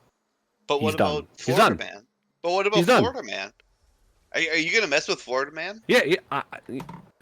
If my choices right now were mess with a 4-0 Dirt and Worms Jinx or mess with Florida Man, I would rather go to Florida right now. I don't think so. Florida Man wrestles alligators in real life while screaming America and drinking his beer. I don't know if I want to face that. At least Jinx, I know I'm gonna die and I'm gonna get it done quickly. I don't Maybe. know, man. Unless she's gonna torture me, and then never mind. Then I'll take Florida Man. So, yeah, regardless of the build, the team comp will see if it's gonna pan out for them. So far, this bot lane doing a fantastic job. 4-0 on the Jinx, Tarek 0-0-5. Great pressure by them, as well as J4 coming down repeatedly, being able to get these ganks off. They did have great wards all around bot side, but it seems like it is cleared, and then they're not able to really kind of follow up, when these engages do happen. Cardless power farming a little ahead here in the jungle farm, but you know, alt coming up as well. That power of the Blackfire torch being built out first here. I'm guessing we're going to see a Leander, maybe something, another burn damage item, or why can't I think of the AP item that reduces once you hit? Why can't I think of it? I mean, there's Blackfire Torch, and then there's Leandri's, and then What's are you talking the, about Morello Nomicon? Yes, that one. Yes. The Morellos. I like Morellos, but we'll see if it is built here towards the top side. This Jax Yorick one, you talked about it quite a bit, but it seems like it's going pretty evenly. Unironically, I thought this was going to go so much more in favor of the Jax, but maybe it's the runes. We are getting unpaused, but we are going to deal with a pause bug here for a brief moment, as spectator bug is a thing. Riot Games, guys. Indie company.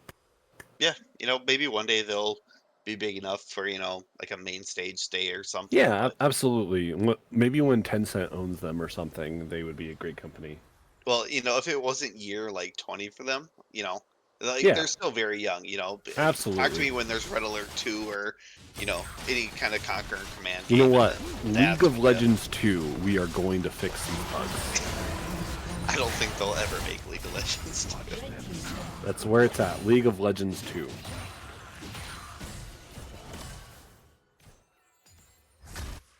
Dragon coming up here in 2 minutes, and it looks, the Snack Bears kind of have it so far. 2-0. We saw this happen last game as well, but Hyperion able to take back a couple of dragons, even it up at 2 apiece, and then that dragon take at the end, which we'll say questionable at best.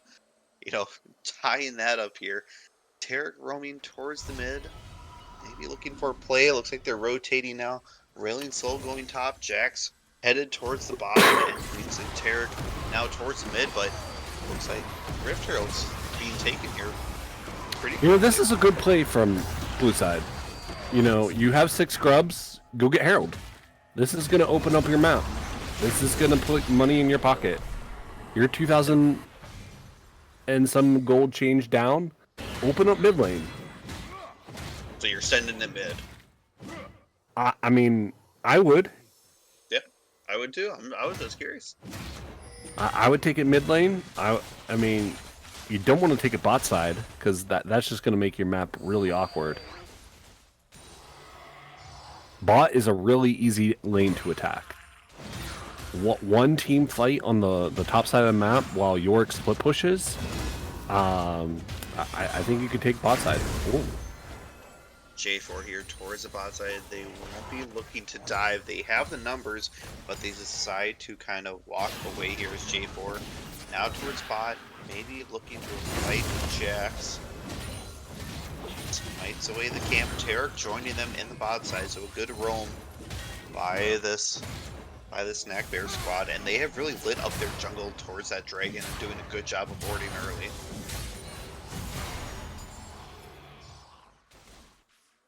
Yeah, and you're looking at going into possibly 3 Drakes here for Snack Bears coming up. A lot of good red vision. You got Jinx coming off a reset with another BF sword.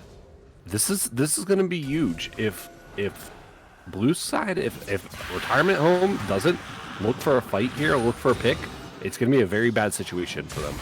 They're going to be on soul point. I don't know what to do at that point. Yeah, they're kind of just holding off here in the wings, waiting for York to step up. TP coming in. Step up. They are looking for a TP as well from Aurelion Soul on the backside. They have this York dead to right, but they also are looking for the Karthus to really take out this jungle breath as Karthus going down. Still has ultimate, does bring it down here, hoping for the Jax. Jax being able to survive with a little bit of shield here from Tarek. Great job by those picks. Grabbing 2 top lane and jungle before the fight even starts, and that should be their 3rd dragon. What are we're sitting on? Why are we sitting on this void on Shelly? Why are we sitting on Shelly for what, 2 minutes now? Yeah, kind of the use it or lose it here. Now team's looking for that mid side. Vel'Koz and Senna getting caught out here by the ult. Both have to blow a flash here to get out of the range. Tarek Lucy might have overstepped there. grabbing 3 here for the ultimate. That cosmic ratings being able to make everyone invulnerable and blowing up the flashes here. The Aurelion Soul doing a good job of kind of forcing the issue upon that. Back's happening now. Thousands of gold being spent. Items getting picked up here. IE completed on Jinx. Rylai's Haunting Guys picked up here for mid lane for Crimson, and another engage here by the J4. Team's not It's big. able to come. It's actually big. It's that big. Viger though on the side, unfortunately split from the team. Has the bull flash. J4 flanking Drake over, getting rooted up. Vel'Koz ult not able to deter too much here. Jinx with the traps as well. Vel'Koz not having any flashes.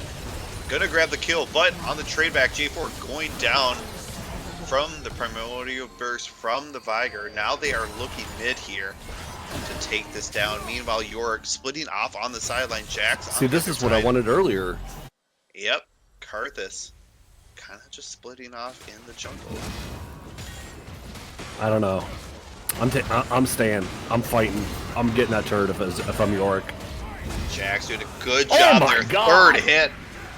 And possibly a crit here from the, or not the crit, but the Triforce, the Sheen proc as well on that. Just taking down Karthus out of nowhere. Meanwhile, mid lane getting pushed here in by Jinx and Tarek. They are looking to take this tower quickly. Jinx going to get excited. Not going to take the tower.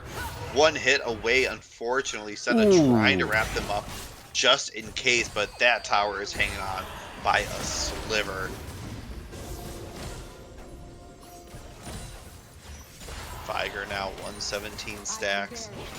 AP, we're looking at 346, so a little ways away from that 1,000 mark we all hear about. Does have the full stack Roa though now.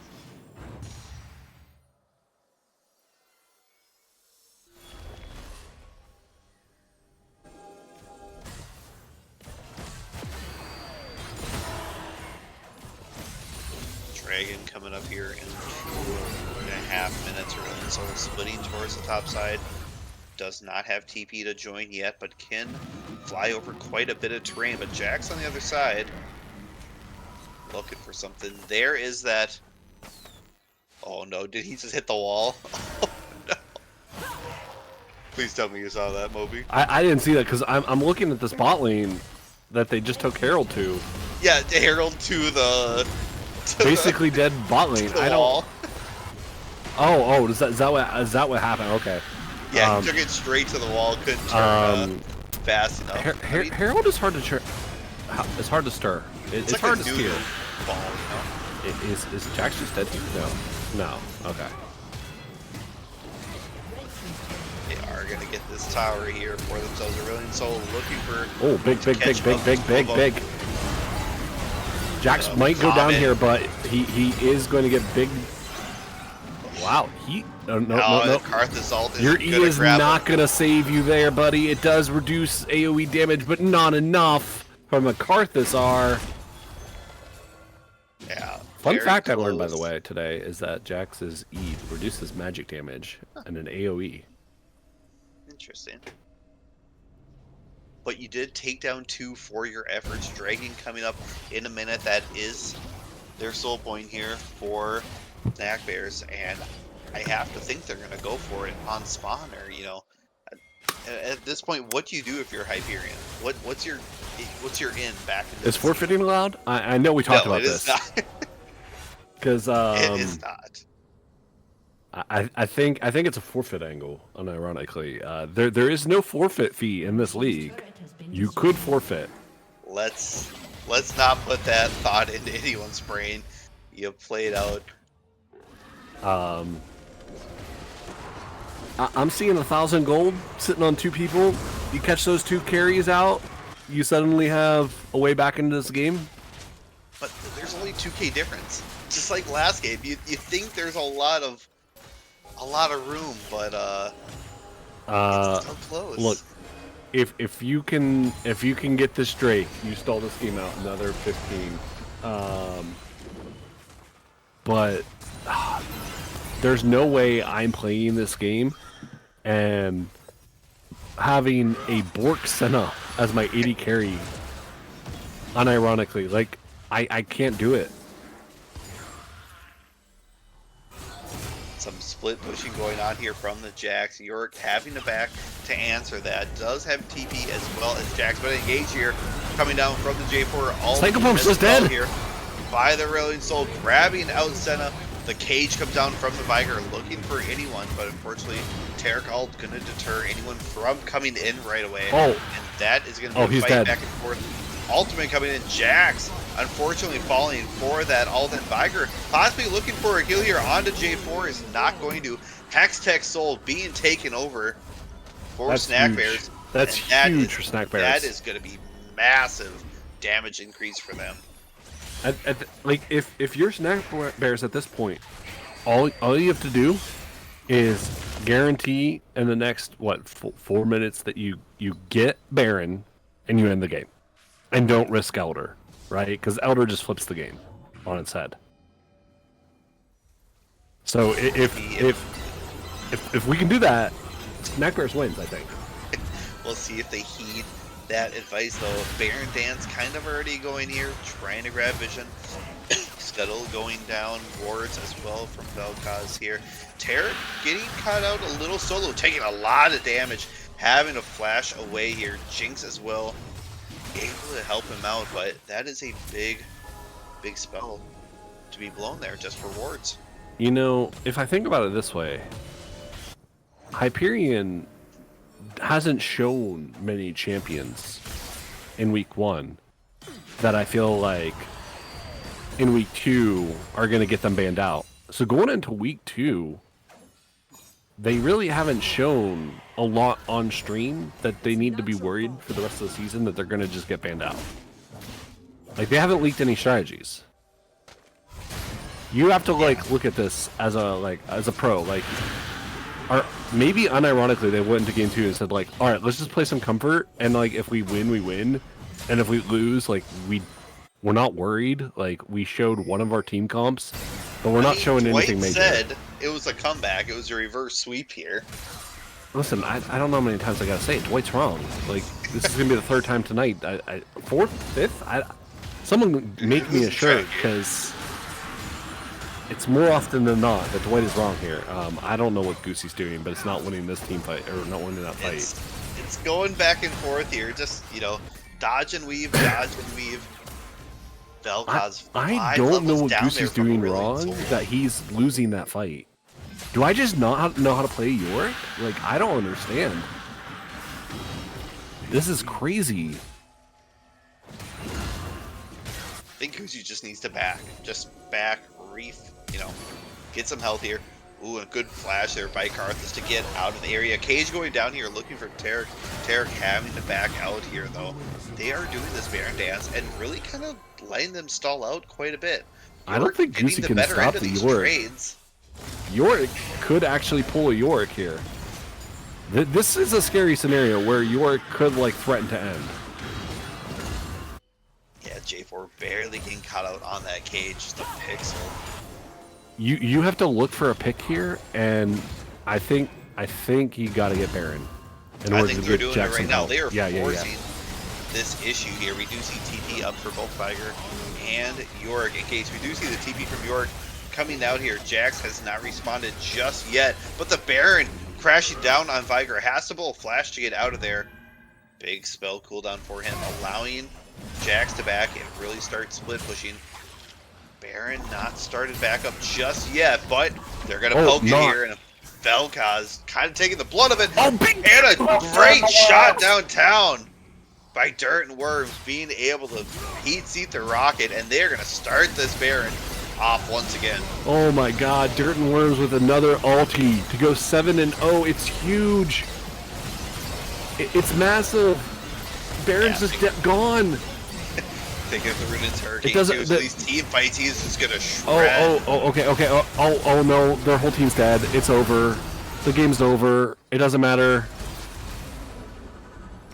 Karthus all coming down here. They are looking for the Oh no, Jinx is gone! Down. Unfortunately, Terracult not able to save. They do trade it back. The Ruined Soul picking up the double kill from the beginning there. Also killing the Senna at the beginning of this fight. But they are 4 strong pushing down this mid. That's going to be huge money for Yorick in the next 50 seconds. If he doesn't lose his Nexus first. I mean, I think this is going to be a tower, maybe an inhib as well. Meanwhile, Railing Soul towards the bot side here did use TP. So trying to sneak in a tower that way while they take the mid here. Some good poke coming out, but I don't think it's going to be enough, as that tower now taking tons of damage here from the minions. I don't think... chat's saying maybe this dude's a Jinx one trick. I don't think he's a one trick. I think you just gave him a lane. You gave him a free lane. You let him play into Senna 80 carry and you didn't challenge him at all. The kid got to play for free. Senna picking out the Railing Soul, but not enough damage there as we go back and forth. Tarek and G4 also around the ring to help out. A Railing Soul throwing down that Singularity, trying to pick a few more people up, especially with that Rylai's. It's going to be very difficult to try to get out of there. Seraph's Embrace and the Leandri's Torment here, looking to complete the Hourglass. I don't understand when you see J4 on R2 why you draft Karthus followed by Senna. And then I think Vigar was the draft. In what world does that make sense to you? I think if I'm HRH, I'm going in week 2 and I'm saying, all right, who's drafting for us? Because we need to have a talk, and someone else needs to start drafting. Because this isn't it. This isn't the comp that wins you game 2. Brilliant Soul here trying to find a pick with that Singularity in. Does find Vel'Koz quite a bit of damage, and now another dance around this Dragon Pit here. Vision getting cleared out, Elder being looked at here, and you said this could be a tipping or throwing point here, depending on how it goes, but I don't think they have the manpower to look at this. I don't even think they know what's happening anymore. I think they're just on a trip to Florida already. They're booking their flights, like I said. Expedia's already got their receipts here. This next 3 minutes is going to be hell for them. Looking down for something. Unfortunately, J4 going in as well, picking up one. We'll see. Boom. No Quatic is being taken out. Karth Assault coming down here, gonna pick up quite a bit of damage early in soul, picking up a double kill here, going in, gonna find a third, a fourth, and that is a pentakill! Let's go, Penta! What a Penta way for to Snack end Bears! the game. Snack Bears here with a... Snack Bears, more like Smack Bears, let's go! Smacking everyone to the next block here. What a great play. Terragall shoving down the vulnerability towards everyone, allowing him to tower dive and really just clean house there. 24-6, they will pick up this win. 12-0! Oh, nicely. 12-0! I thought the problem was the Jinx. It turned out the problem has been the ASOL all along. I think there were multiple things that were factors into that, but definitely can't be taken away. 12-0-7 here. You have to be looking yourself in the mirror right now as HRH and saying, what am I doing? Like, is this what I signed up for? Like, I can't draft teams like this. This is unacceptable. I don't know, man. This team comp has no sense. I don't know how you go from the previous team comp to this, like 1000% synergy to just absolutely everywhere. If I am HRH, I really have to reevaluate before next week. Yeah, it maybe a sit down, maybe come up with a team comp, that you come into the game with, have a couple of backups, something very easy, just like you stated before, a press R comp. I think we saw it in that first game, just maybe a little bit of lacking of damage, but that was it. But all the pieces were there. We had the Galio, we had the Nocturne, we had the Shen. Just a couple of Q pieces. Make sure on timing wise that they were all together. And that early to mid game definitely could have been theirs, but unfortunately they took too long. And what a convincing 2-0 here by Snack Bears. Yeah, and we don't know if we're getting an interview right now, but I definitely want to see how players are feeling after that game, because especially from Crimson or Dirt, like I want to talk to them and just first Penta of the season. Wow, Snack Bears as an organization has got to be thrilled. I'll one moment. Can we get Crimson in here? I'm asking our production here. So while he takes a look and tries to get that answer for us, who would you give to the MVP? I mean, for the series, it's got to be Crimson, right? Like, absolutely played out of his mind. Game 1 and 2. I did not know that Crimson could play mid as well as he did. If this is how he plays next week as AD carry, Only Magical Girls has very big shoes to fill. All right, I'll say it here. OMG cannot hold a candle to the flame that Crimson just lit right now. All right, definitely some big shoes to fill. OMG needs to play their ass off next week, because Crimson is diabolical right now. Unironically, just disgusting with it. Yeah, great job by him, just being able to maneuver the mapping, make sure he was in the right spot at the right time, really helping out his team and playing that role. And at the end, picking up that pentakill. What a good job of team communication, trusting into it, and just cleaning up the fights. That was great.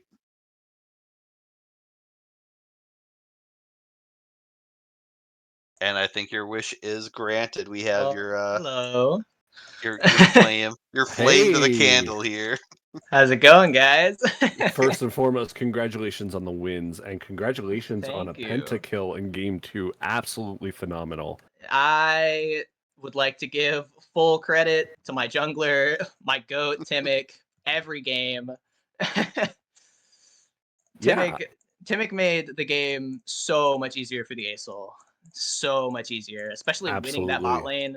Like, it was great. phenomenal stuff. Yeah, Timmy got you guys rolling. Right off the bat, I think it was what, a 3 minute and 30 gank. Just to get first blood. Absolutely blasting, full clear. By the way, just like shredding and got there by 3 minutes and 30 seconds. It felt like, and got the gank. It was just actually nuts. And your plays on Hui, I mean, I felt like I was watching and learning how to play Hui on a whole different it's level. art, really. That's everything Hui does is art. It's his character. It's what it is. I play Hui. I play him mid sometimes, all right? But I unironically said I think your Hui makes my Hui look like I'm playing support. Like it feels bad. Like I didn't know there was things you could do with this champion that you did. And you were weaving abilities in a way that I did not realize that you could do with Hui. I appreciate it. There's no way he could play that champ the same. I love Hui. Hui is my favorite champion in this game. That's why I ban him. So fun. Yes. Very very impressed. We did not know that you were also a mid laner. I'm actually primarily a mid laner. I'm playing ADC for the team, in fact. It is... I do have a couple of questions here for you. In that second game that we just saw, you talked about the J4 going bottom and getting them ahead. Was that something that you planned earlier? Is that something that that you put a point of contention on, or is it kind of like, let's take a look and see what their team comp is doing and kind of adjust where our priorities are going to go? I mean, going into every game, we had an idea of like where jungle pressure wanted to be and where it needed to be, and especially in game 2, we just said, the bot lane is the most immobile, easiest to gank lane, and getting anything on a Jinx immediately makes the game 10 times harder. Absolutely. So the fact that the first gank went super successfully meant that everything was just 10 times easier. It felt like game 1 was a lot in your hands. Personally, you. It felt like you guys were controlling it. You were 2,000 gold up at one point, but it felt like it just the Blitzcrank made plays after plays and was able to get them back in the game by snatching Udyr and get them that Baron. Was that something that you looked at? Is that like the reasoning behind the ban for game 2, or was it just like, okay, we're tired of this Blitz? It was mainly because, honestly, it wasn't even because the Blitzcrank. Part of it was because the Blitzcrank performed well. The other part of it is we thought our phenomenal coach Dubs, draft genius, going into the game said in team fights where Jarvan, Taric, and sometimes Jax are going to be jumping in, Blitzcrank ult just for the silence was going to be super disruptive, even more than just Blitzcrank hook. And what were your thoughts in game 1? Like, it felt like sort of a game that if you weren't as fed as you were on Hui, it'd have been very impossible. I mean, it was honestly game 1. The Galio getting the kill level 1 certainly made it difficult. I kind of mid lane got to a point where I was like, I'm not going to be able to kill the Galio anymore. It's Galio. His goal is to sit mid lane and not die. So I just kind of started transitioning as best I could to doing like skirmishes in river, or trying my best to bait like Nocturne to come to my lane or Shen to come to my lane. Right. Because if I'm pulling 2 people to my lane, the rest of the team gets more space, and I also have room for outplays. Like when Galio engaged on me and then Shen ulted to him and I just killed the Shen for it. Yeah. It looked like you were just absolutely blasting. And ironically, I said like it felt really weird that the Galio didn't like grab the MR item after the first blood, like just to give you like a really hard time in lane, and he grabbed a ruby crystal. That's what I said. As the Galio walked back to lane, I was like, oh no, he's starting a no magic mantle, and then it was a ruby crystal, and I was happy. Yeah. So I don't know. It just felt to me like he wasn't like you could have gone Amp Tome, you could have gone literally anything else, and you just went HP, which really doesn't do much for you. It was like 20 health. I don't know, it's like 150, I think. Okay, but still, it just felt very troll. What did you think of their comp going into game 2? Like, Uh, did you like seeing what I did you see what I saw where I felt like it was just absolutely troll, or did you, like were you like a did, little bit. We kind of saw it and we thought like, okay, they're pretty much all AP. Senna is definitely not able to do solo AD damage. Realistically, it's just not. At least I don't think it's going to be that crazy. But they didn't have frontline, so pretty much all they had for walking into a fight was like Vigar Cage. And to the Yorick's credit, the Yorick played around it as best he could, which is just yeah side lane, force us into a bad situation. Which around mid game, when Yorick took 1 or 2 turrets, we started talking about it and we're like, we have to focus up on this. And then Goosey did a great job just matching it. Just like they did Goosey did great, even though like they didn't like super win top lane. They just made sure the Yorick didn't get anything, yeah which is great play from them. Our team. our team honestly, our team typically doesn't even excel in team fight comps. Our primary stuff is like split pushing, 1-3-1, playing heavily around macro because our coach is super super good with macro, and they've gotten a lot of help for the team to just like make sure we know where to be at any time, no matter what, yeah to make it to optimize the lose is their words, where the enemy team is always losing something on the map no matter what happens. Where they'll lose a absolutely turret if they win a team fight, or like they'll be forced into a losing 4v4 if Yorick's just getting mashed in a side lane. Speaking about your team here, next week you face off against a non-conference opponent again from the west side here. So 2 games not in conference. In the East, have you looked on other teams? Are you worried about anyone, or do you have any matches that you're kind of looking forward to? Uh, I mean, there's one match. I think it's our week 10. I don't remember the I team could look name. here. What week They 10? had it's their ADC, which is Momo. Momo is a sub for our team. Hmm. So we've talked a good bit. I think they're playing ADC as well. Okay. Yep, the I White Lotus. Yep. Yep, White Lotus. I'm excited to Momo, don't ban Hui. See what happens. yeah Uh see what happens. There you I go. think it's gonna get permanent, my kid. Either that or your ASL. I don't know if they're not double. Well, you're going back to AD carry next week, aren't you? I mean, who's to say Asol can't be played AD carry? You are probably not wrong. I don't know. I saw Senna tonight. I have questions now. I'll say I won't reveal anything. We got 2-3 picks in bot lane that we are really cooking up. Okay. There are some very interesting picks. We're saving one until specifically when we're streaming next, and I get a little bit more practice on it because of just how Um, hype and fun it is. you had a fill in tonight. What did you think of the new kid? Oh, they're great. Yeah. They're super enthusiastic. They were super like game one. It was a little bit rougher sometimes, like the early lane and like a specific Baron call. But like both times, they were immediately like, my bad, I got this, focused up, and they did great. Yeah. Especially game two on the Jinx, they really pulled everything together and just did a great job. I can only assume that after getting grabbed by Blitz Hook like minute 0 that they were in their own head and just like, yeah, I'm trolling. I'm obviously, yeah. Yeah. And also, shout out to Chubby, game one, our support. Chubby picked up Melio like less than a week ago. Hell Chubby yeah. started playing like less than a week ago. They started playing Melio.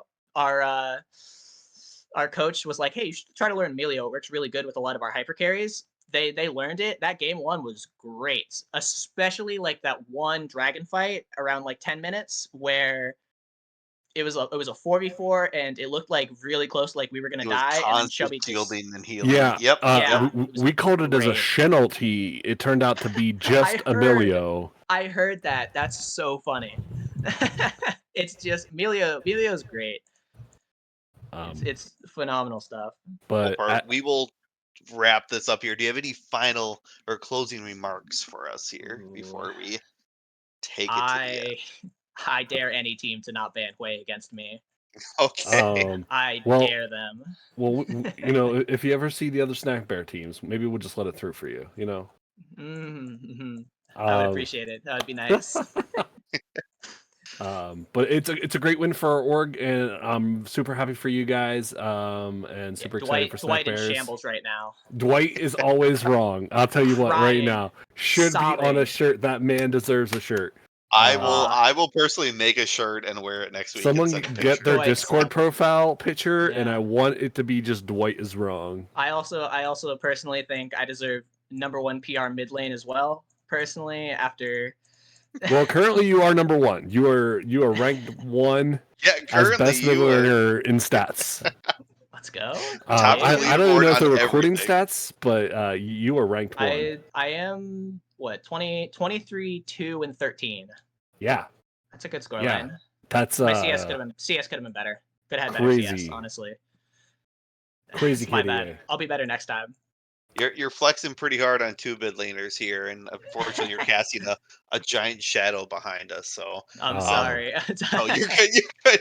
It's your limelight. You gotta, shine in it while you can. We really appreciate you coming in by here. literally every mid laner in this league. I am so excited.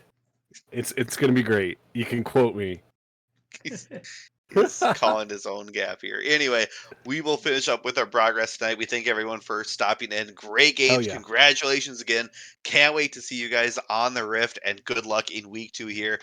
For everyone else out there, stay tuned. We have more games coming in here later this week as well. I believe Wednesday, Thursday, they're coming all Tuesday. the days. So be prepared, be ready, and we can't wait. We will see you then. Thank you, Gitano, and it's been great. And thank you, I'm production. coming in to plug. Oh. I'm coming in to plug a stream tomorrow, 9:30 EST. It's the Dropping Point Civil War. It'll likely be on the Dropping Point stream. I will put it in the announcements page.